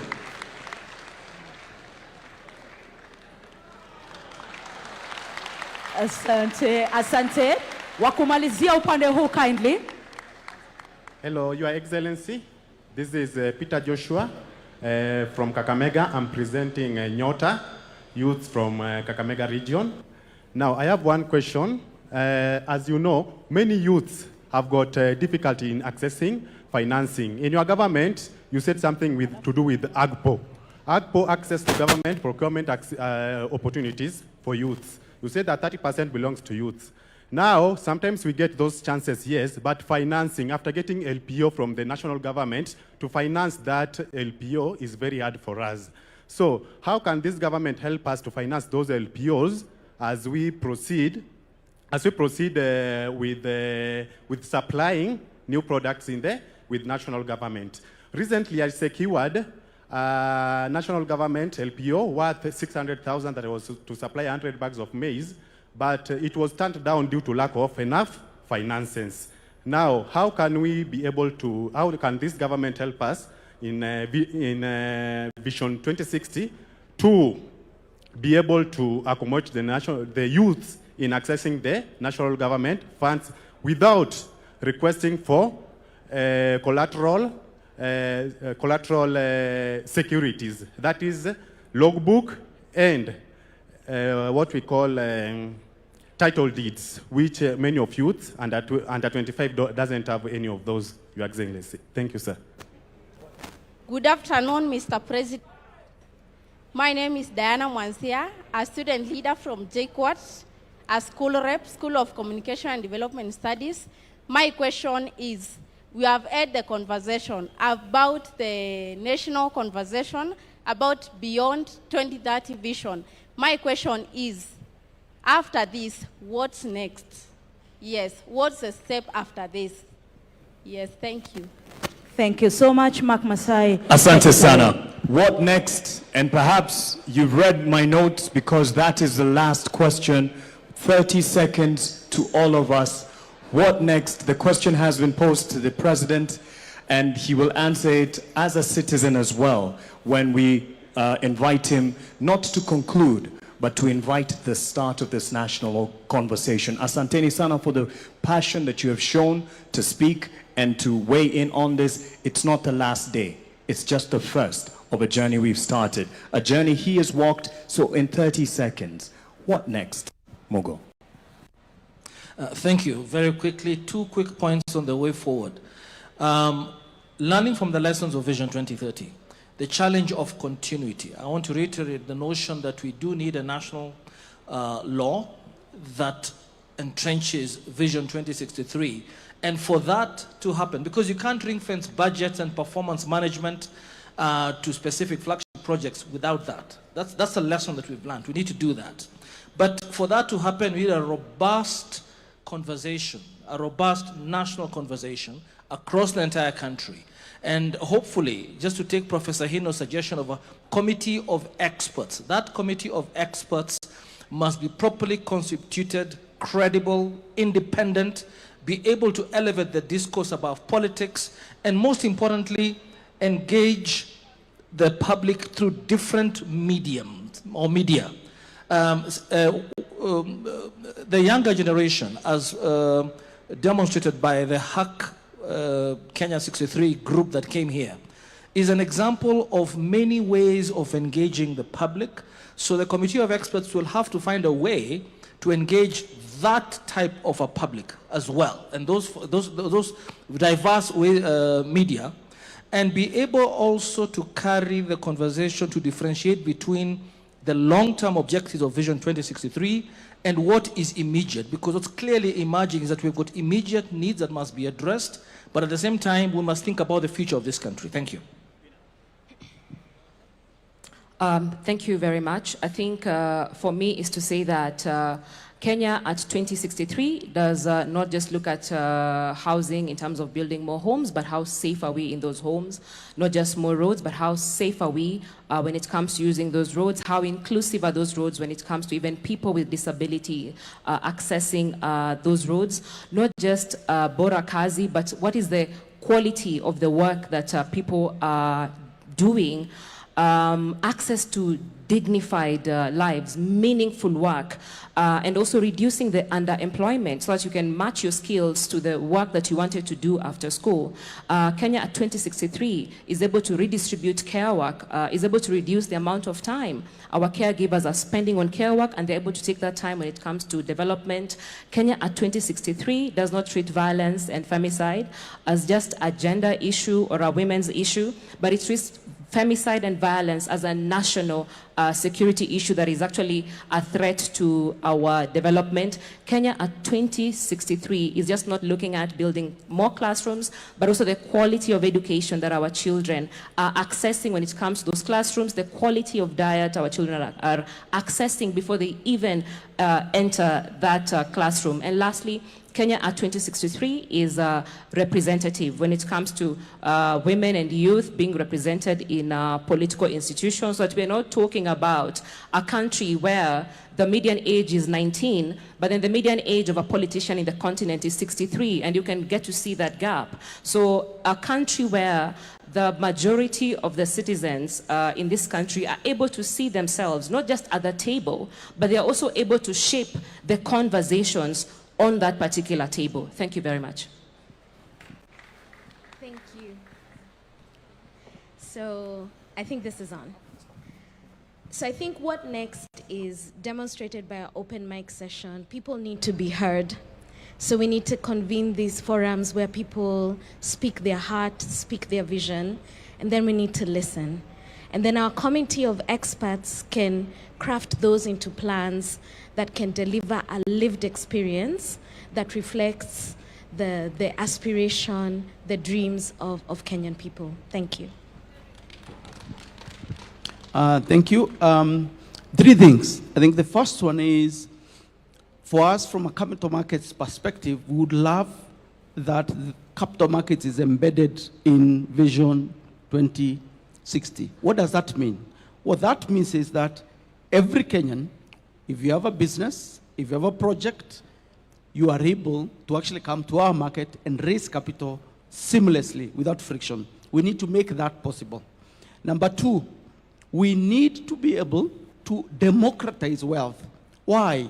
You know, I keep going back to our national anthem because I truly, truly do believe it's our regional vision. The national anthem talks about farm may we stand to defend. People will only defend something they own. In order for us to be able to defend the vision in terms of its crafting and implementation, we need people to own both the vision as well as the underlying resources that go to making the vision a reality. And then the last thing is, we actually want to have more listings in our market. We want to have more privatizations. And the government has done a fantastic job of enabling that to happen. Case in point, the Kenya pipeline. But we want to have more of these homegrown businesses listed on the exchange. That way, every Kenyan has a stake. Once Kenyans have a stake, it's much easier and better for them to defend the vision and actually carry it through, whether there's change of government or not, whether there's political ebb or flow, but then the vision stays. Lastly, Mark, we need the vision embedded in law. There needs to be a legal framework that captures the vision and embeds it in law. Number 2, the implementation of the vision needs to be institutionalized. We can't leave it to chance. Number 3, it needs to be audited periodically so that we course correct when we are off the vision. Not just at the tail end. Marianne. Thank you. I think what is important, every bus needs a driver to move the bus forward. So what needs to be identified is who is the driver. Who will this committee report to? Is it Adrian? And I'm very willing to vote for Adrian to be the leader of this. Because there must be accountability. So identifying that for me, I think, is most critical. Excuse me. The other thing I want, the enablers must also be looked at in the process. It's my voice. Thank you. Oh, sorry. The enablers are very critical. Policy must support strategy and not the other way around. When we develop policies, it's in order for the strategy to work so that we can achieve the objectives. Sometimes we forget. We develop policy and then the elephants on the ground are struggling to determine where do we go. Thank you. Foundations. Building the foundation. We need to build the foundation of this vision, and we build it right. Once the foundation has been built and the committee of experts comes up, then we sell the vision. Sell the vision to the right people. And the right people, let's not ignore our children. Let's not ignore our youth. That way, we will be able to have a continuity in whatever we do. So the foundation is very important. Selling the vision is very important. Let's get influencers and know that the church is a great place of influence. Don't forget the church. Let's get to the pastors so we can get the Sunday school, and this will be established in their lives, and Kenya will move forward. Thank you very much. Yes, a round of applause. And the president, I think, is giving you a standing ovation. Thank you very much. As he comes to give also his reflections. Diana Mwanzia has asked me a very direct question. What next? And I have ideas on what next. But I would rather we agree on what next together.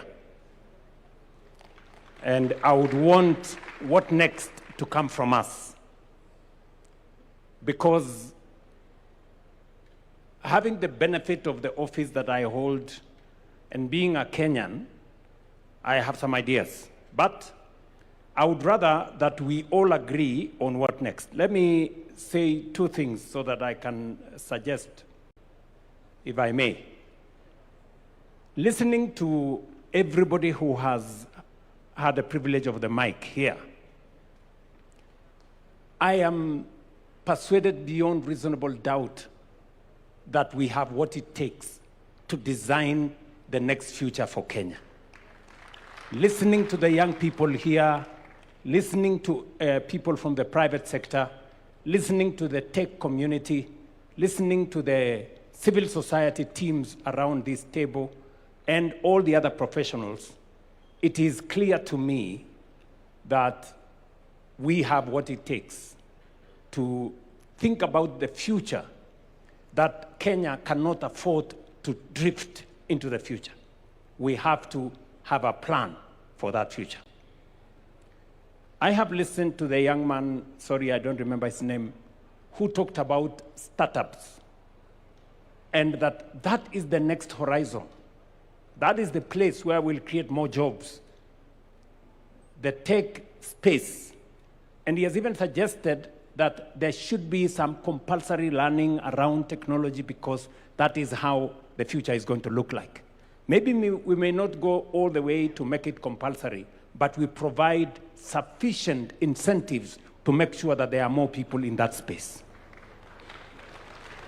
And all the other suggestions that have been made around this forum.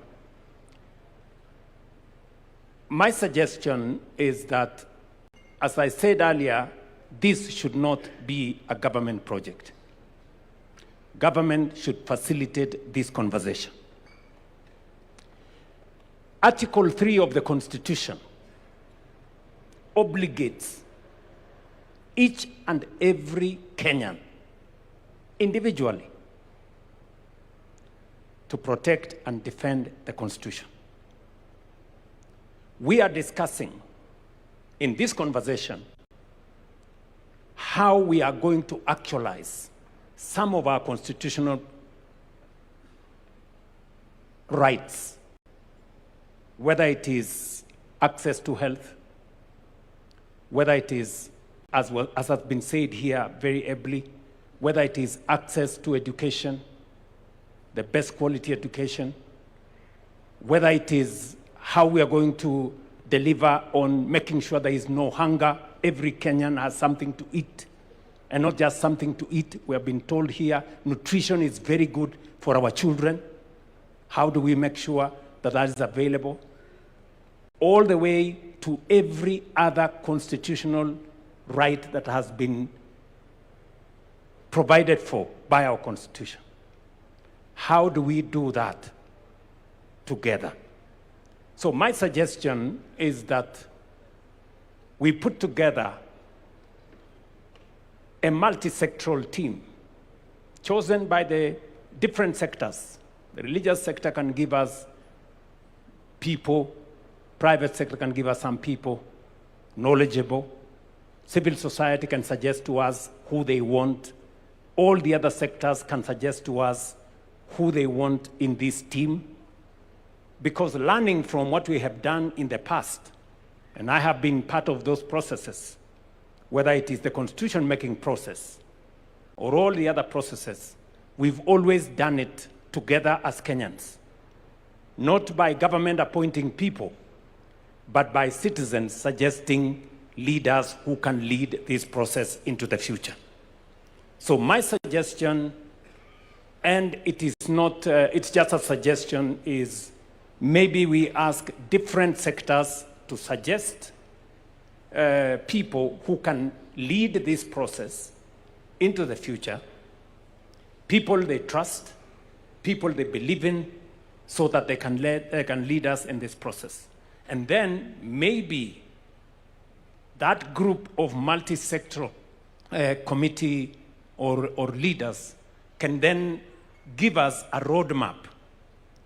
If we need a body of experts to help us think through and to consolidate all our thoughts, my suggestion would be whatever it is that we do, they should not go and dictate to citizens what they think.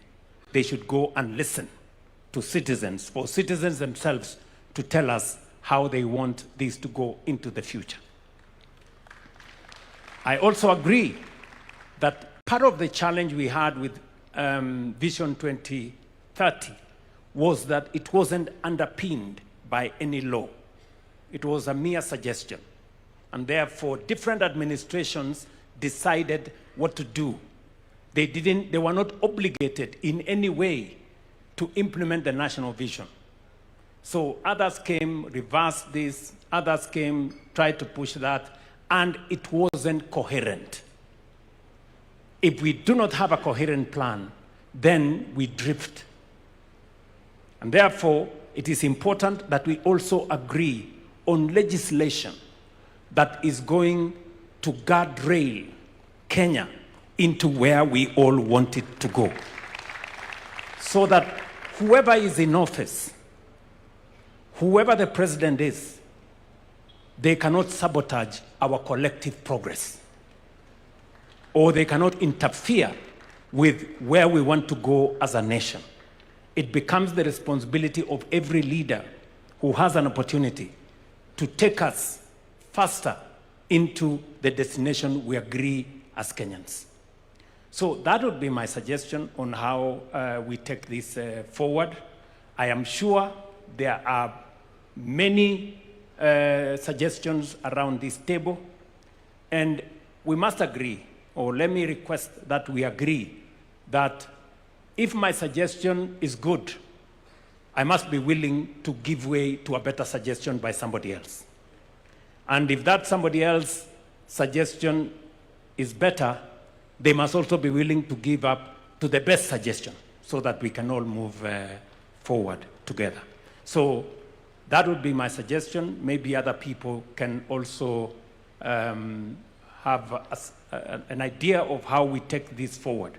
Because I think one thing is a given, that we are here, it is now upon us, Article 3 of the Constitution, that we are obligated to think about how we move. And each one of us has as much obligation as I do as a citizen for us to give our input of where we want Kenya to be. I deliberately avoided in my statement 2060 or 2063 or 20. That should be also a suggestion by Kenyans. Beyond 2030, what do we want to call it? How do we want to frame that future? And we want to do it together. Finally, I want to ask those of us who are here. We have student leaders, we have religious leaders, we have business leaders, we have political leaders. We must not abscond duty. We must not run away from responsibility. I know there is a temptation. We have civil society leaders. All of us have a stake in Kenya. So sometimes people want somebody else to do. You know, but you know that somebody else could as well be yourself. So each and every one of us must take ownership, and we must not escape responsibility or run away from our obligation as leaders. And that is why I'm asking all the leaders to work together so that we can facilitate all the citizens to participate in this process. I can just say from a government standpoint that we are available to make all resources available for this process to be truly people-centered, citizen-driven, future-looking. We are ready for that. Thank you very much. Maybe just so that we can benefit from some wisdom, we have one of us, an elder in this room, Dr. Oburu Oginga. He should also. And as he comes, we may have our seats. Asante sana.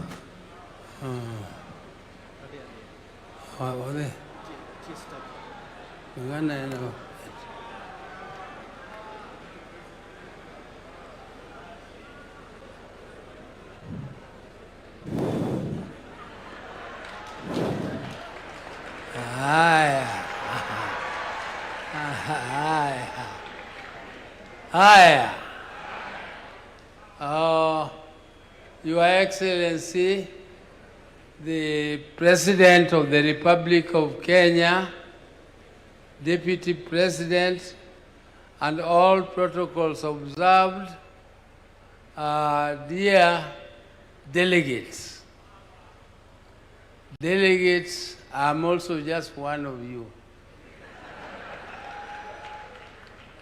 I'm so impressed, highly impressed by the energy of the youth.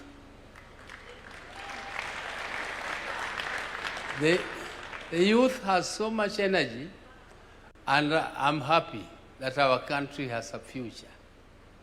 Because when you have such vibrant youth, then you know that this country will be in safe hands. And the development of this country to the level of Singapore. Ladies and gentlemen, my late brother used to worry the president, and he used to worry us in the party when we were drafting our own manifestos, that how can we, if at independence in 1963-64, Singapore was exactly at the same level of development as Kenya. Singapore, in terms of income per capita, in terms of the NDP, in terms of GDP, in terms of GDP and development growth. We were exactly at the same level. And my brother used to ask that question. What did Singapore do to rise up to a level where their incomes are now 40 times, incomes per capita are now 40 times that of Kenya? We must think as Kenyans. Where did we go wrong? And where did Singapore go right? That they achieved that level. Professor Hino, who was advisor to Raila when he was Prime Minister, has given you where Singapore is and where Kenya is. He has not told you why Kenya is there and Singapore is there. He only told you where Singapore is. And where Singapore is reachable. We can reach it if we do what Singapore did. First, we must deal with this animal called corruption. Corruption is very difficult to eliminate. It is very difficult. I've traveled all over the world, but I know it is possible to build a society which is non-tolerant to corruption. We can build a society which is completely non-tolerant to corruption. We need also to reduce government wastage. Wastage in government. We need to tighten our belts, those who are in government. Let us tighten our belts for the people, for the sake of the people of Kenya. And let us make sure that our young population is educated. Education is the only equalizer. And there is no shortcut to education. You have to educate young people who are trained in technical subjects so that you can attract investment. Government can only do infrastructure. Government cannot do development. Development is for the private sector. Government can only participate a little here and there. But for you to attract the private sector, you need to educate the young people. You are not going to import labor from elsewhere. The labor must come from us here. We have to get employment, and the employment is creatable. We can create it only if we educate our young people, and we also need to invest in research. People are talking about development, but they don't think that industry needs innovation. And industry cannot invest in innovation because it is too expensive. In every development plan, government should invest and support universities so that universities develop their capacities to do research, and research which is related to the industries, so that the industries can be innovative and therefore we become competitive in the international market. Kenya must be competitive. The world is moving so fast, and you cannot sleep and think that you only want to feed your people. Feeding your people is a responsibility of the government, making sure that people are fed. But the government will not do your farming for you. Government can only make your fertilizer cheaper. But farming must be done by us. Government must facilitate.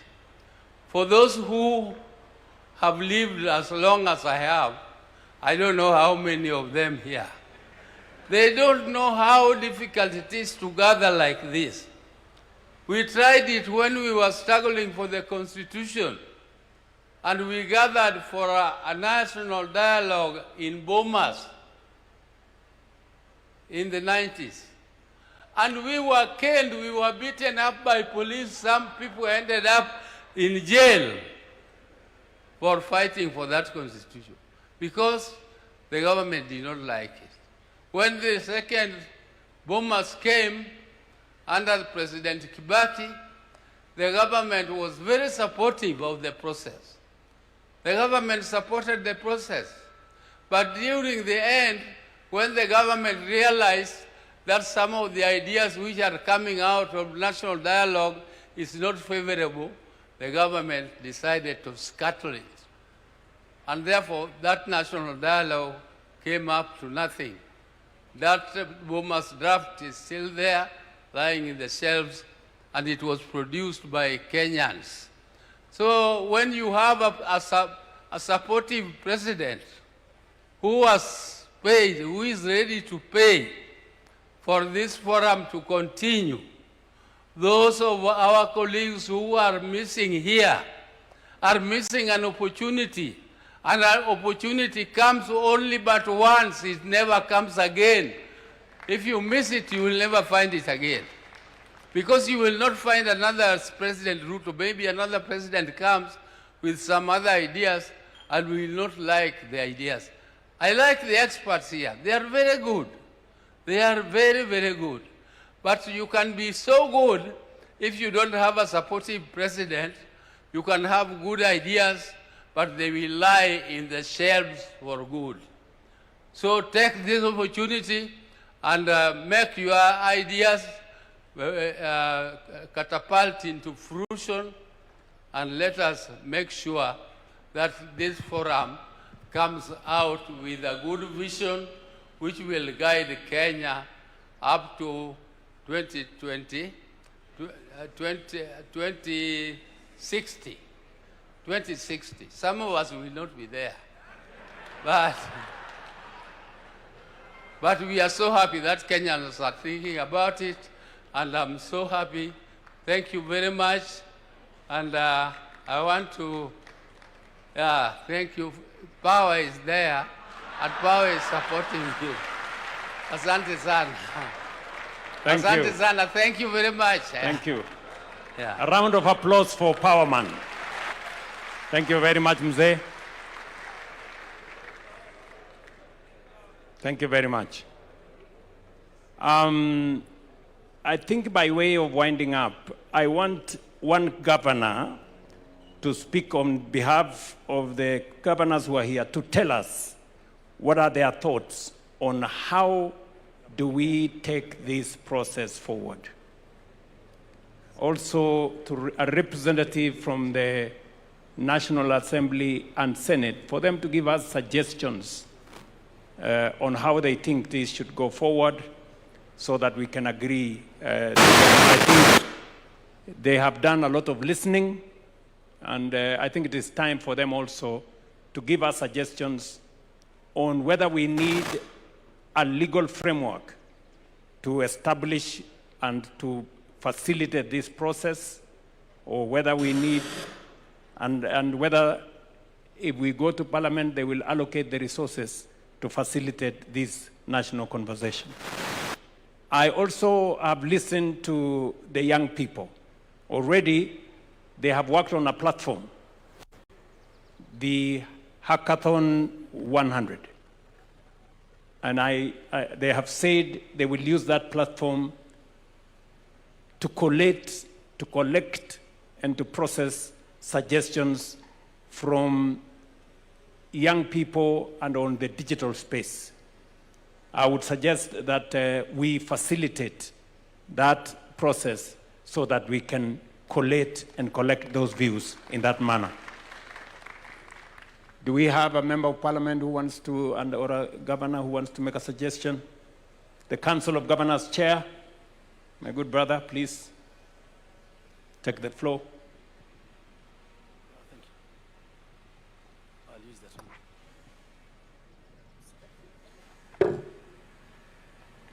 Thank you very much, Your Excellency, the President of the Republic of Kenya, Dr. William Samoei Ruto, all protocols observed.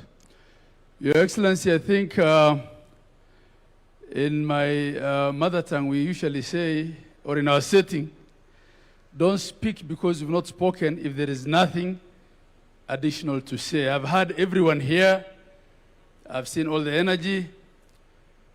I was conversing with Dr. Ndi there that the first person to have thanked God for giving us the opportunity to be here and to have this conversation was the young girl. And that tells you how smart our kids are. I just want to assure you, Your Excellency, as the Council of Governors, we have bought into this idea. It is timely. I think it is not wise for our politicians to suggest that we postpone this just because we'll have elections next year. Government is there in perpetuity, and as a responsible president who's facing an election, you did the right thing to take note of the fact that the vision that we've had is expiring in less than how many years? 3 years from now, and that you have set the process for replacing it. Your Excellency, we have so much going right for Kenya. And we have seen what Professor Hino also presented, that we've come a long way in implementing the vision that we had. But I want to tell Kenyans to understand that the tone at the top, having the right people in the right places, will also determine whether whatever vision we craft will see the light of day.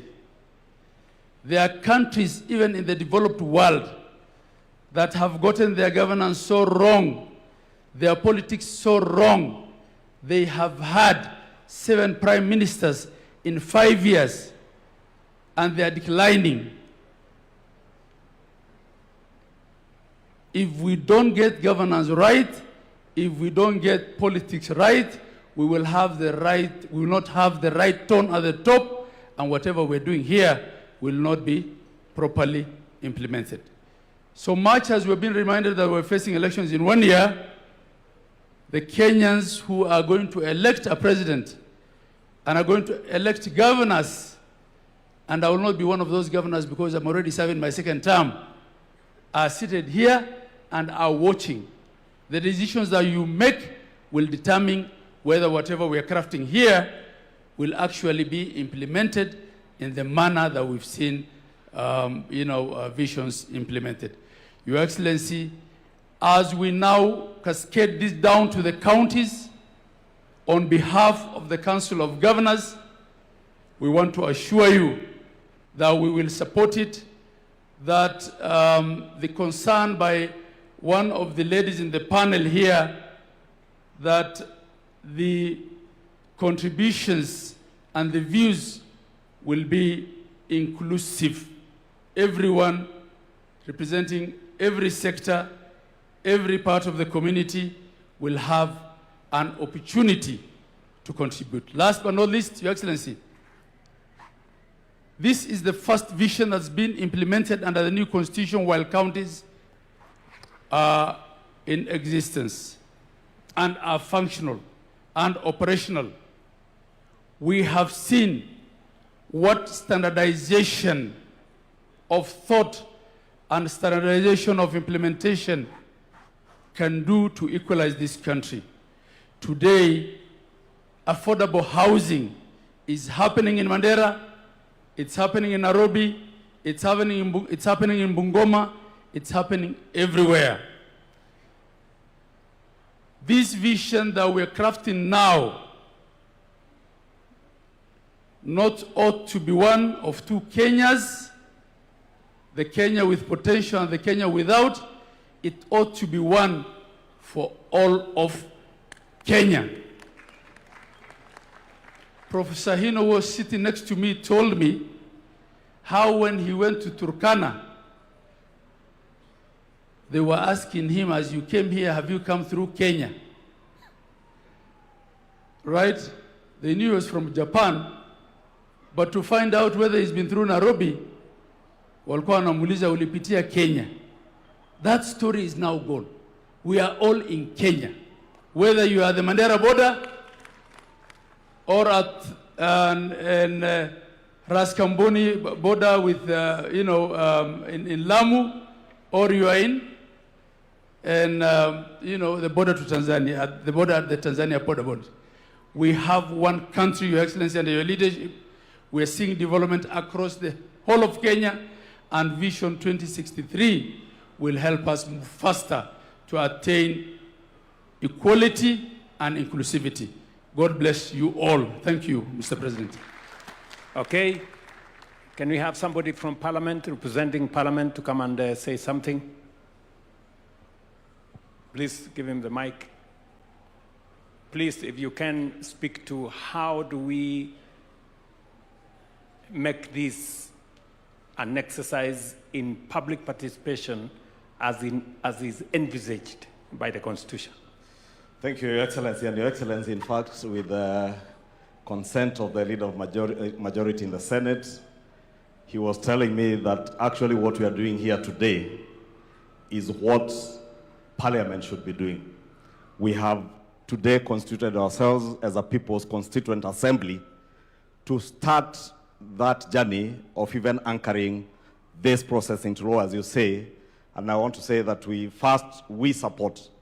And indeed, Your Excellency, you remember on Monday in our meeting in Naivasha, I did suggest that probably it's time that when we have a national vision like this, we not only anchor it in law, but we also find a way where within the governance structures of our political parties, we ensure that even at a time as this, when we are looking at elections and we're looking at people crafting their election manifestos, that all political parties and elective leaders who are looking for elective positions speak to that greater national vision so that we hold you to account when you get elected as to what you are doing within your manifesto in actualizing that dream, that greater dream of the Kenyan nation.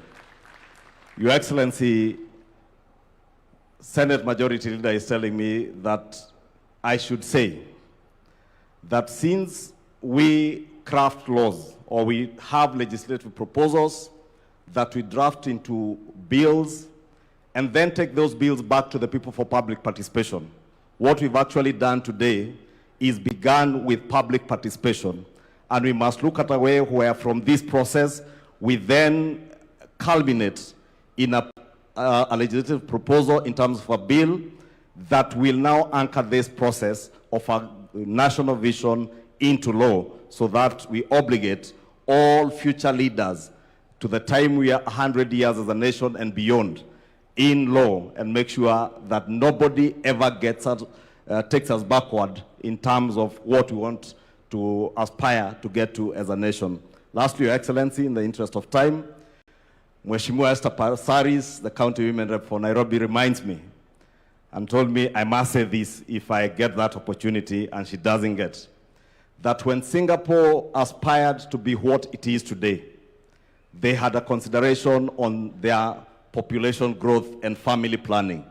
And she tells me and reminds me that President Mwai Kibaki, in around 2008 when we were doing Vision 2030, did speak to us on the need to look at our population growth and how we plan for that population growth.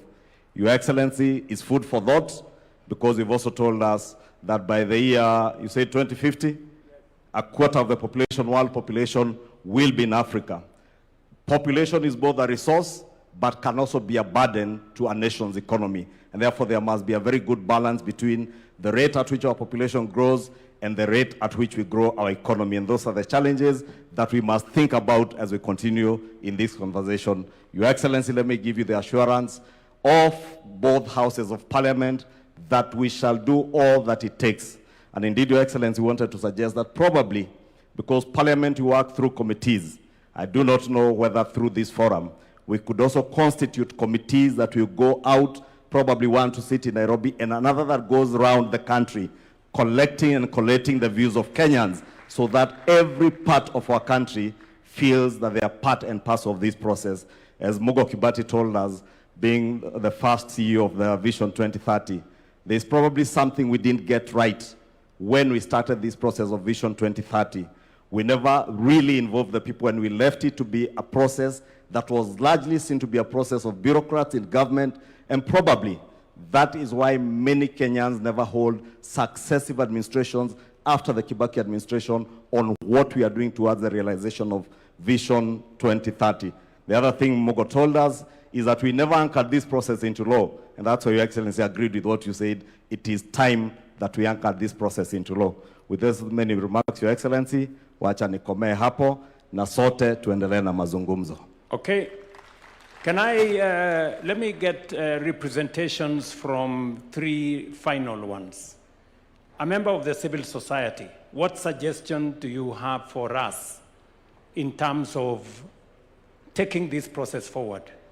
Do we set up a multi-sectoral committee? Do we set up a task force?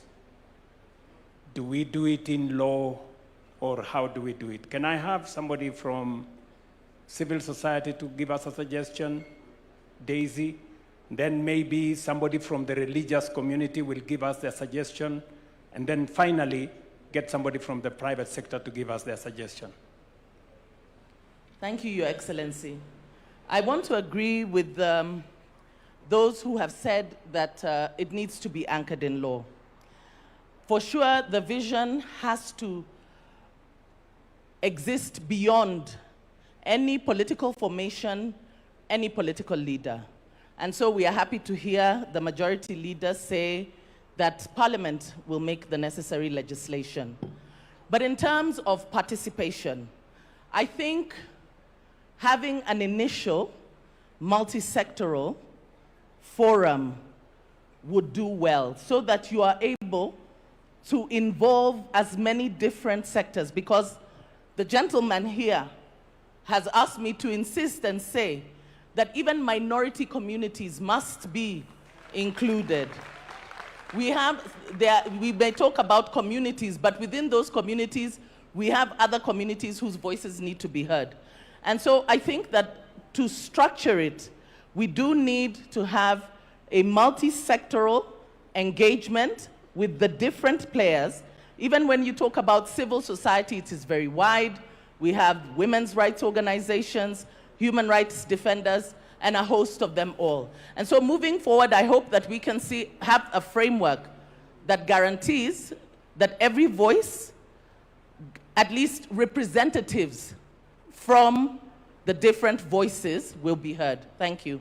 Thank you very much.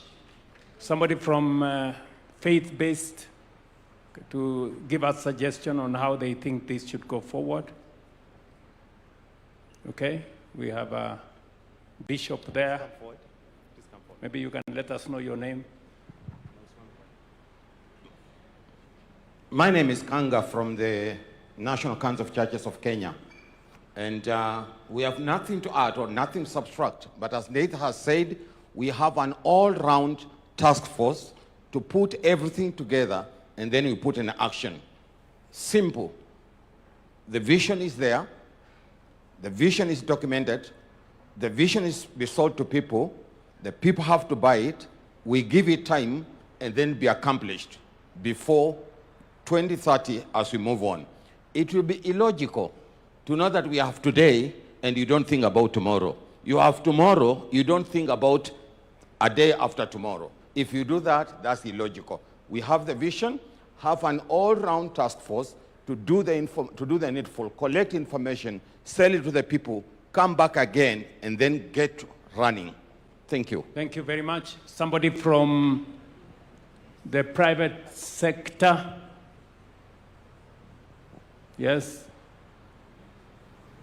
Thank you very much, Your Excellency.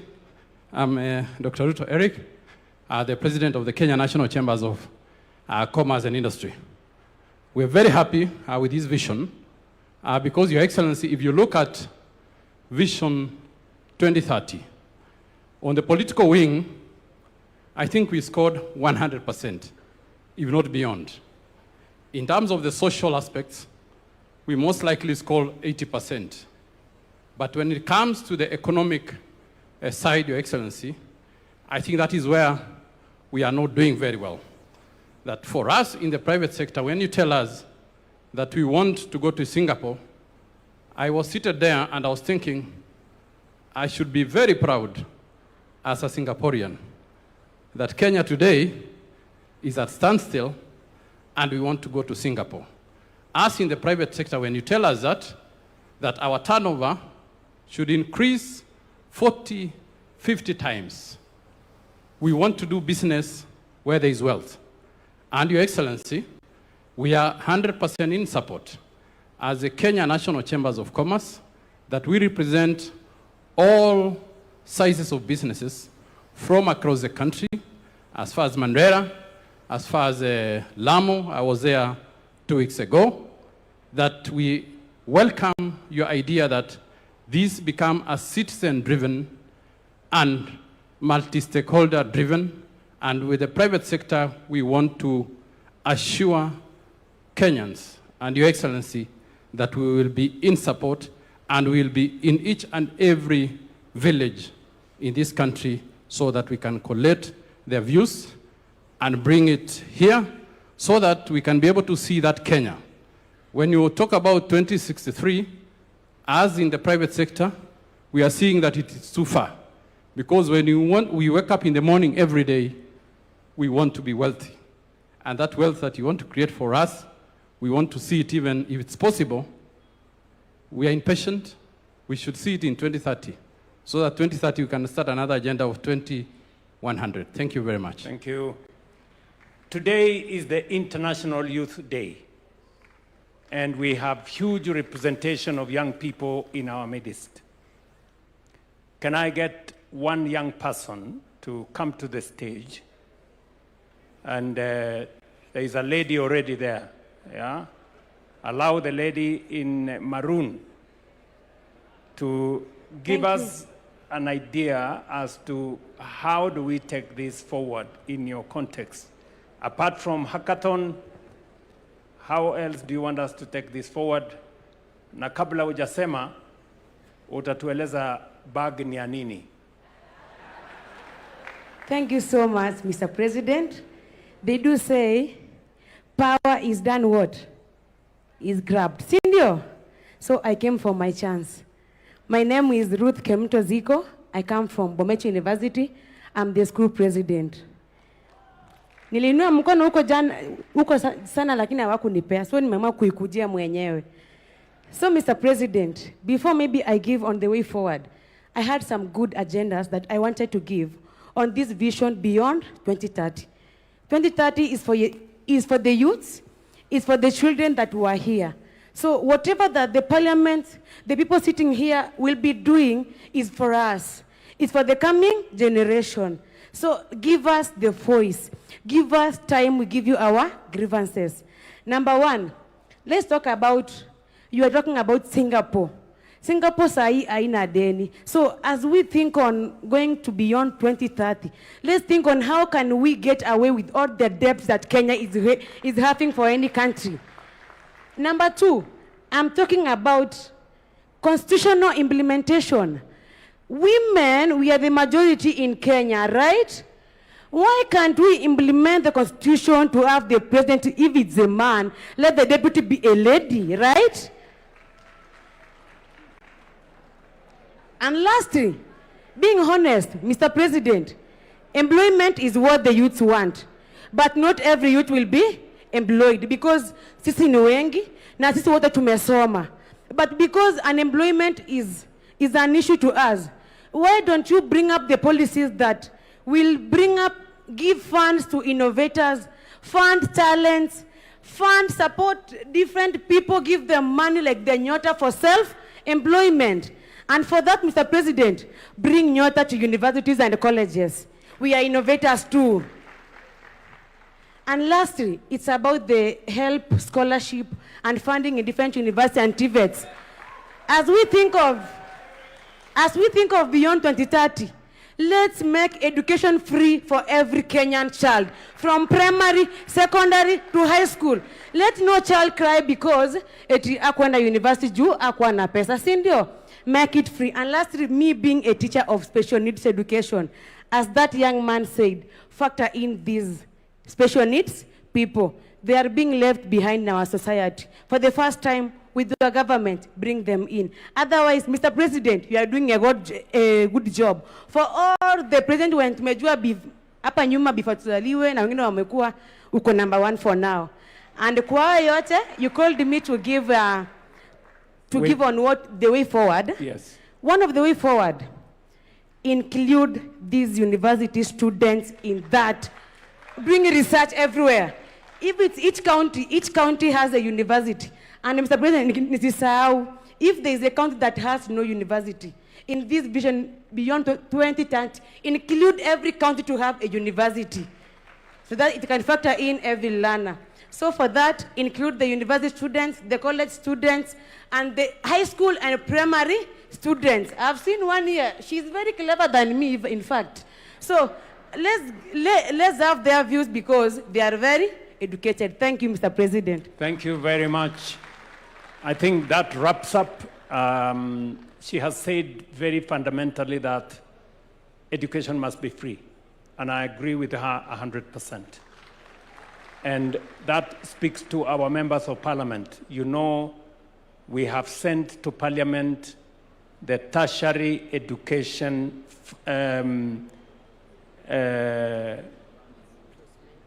placement and funding bill. Tertiary education funding, placement and funding bill. We want that bill as soon as possible to get out of parliament so that we can implement a program that every child that is placed in a learning institution, in a TVET, in a Kenya Medical Training College, or in a university, all of them get funding for their education without exception. And that learning and education is not pegged on the ability of the parent. It is pegged on the intellectual capacity of every student. You do the course for which you are suited and you have applied for.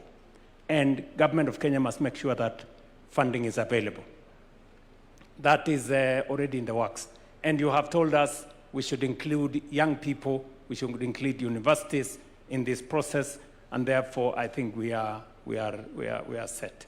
Thank you very much. Hand it over to the people running the program. All right, and at this point I'd like to say let us all just give a warm clap to ourselves, appreciating the fact that when history is written, your name will be written as one of those who sat through the process that changed the trajectory of this country. Another loud clap for yourselves, please.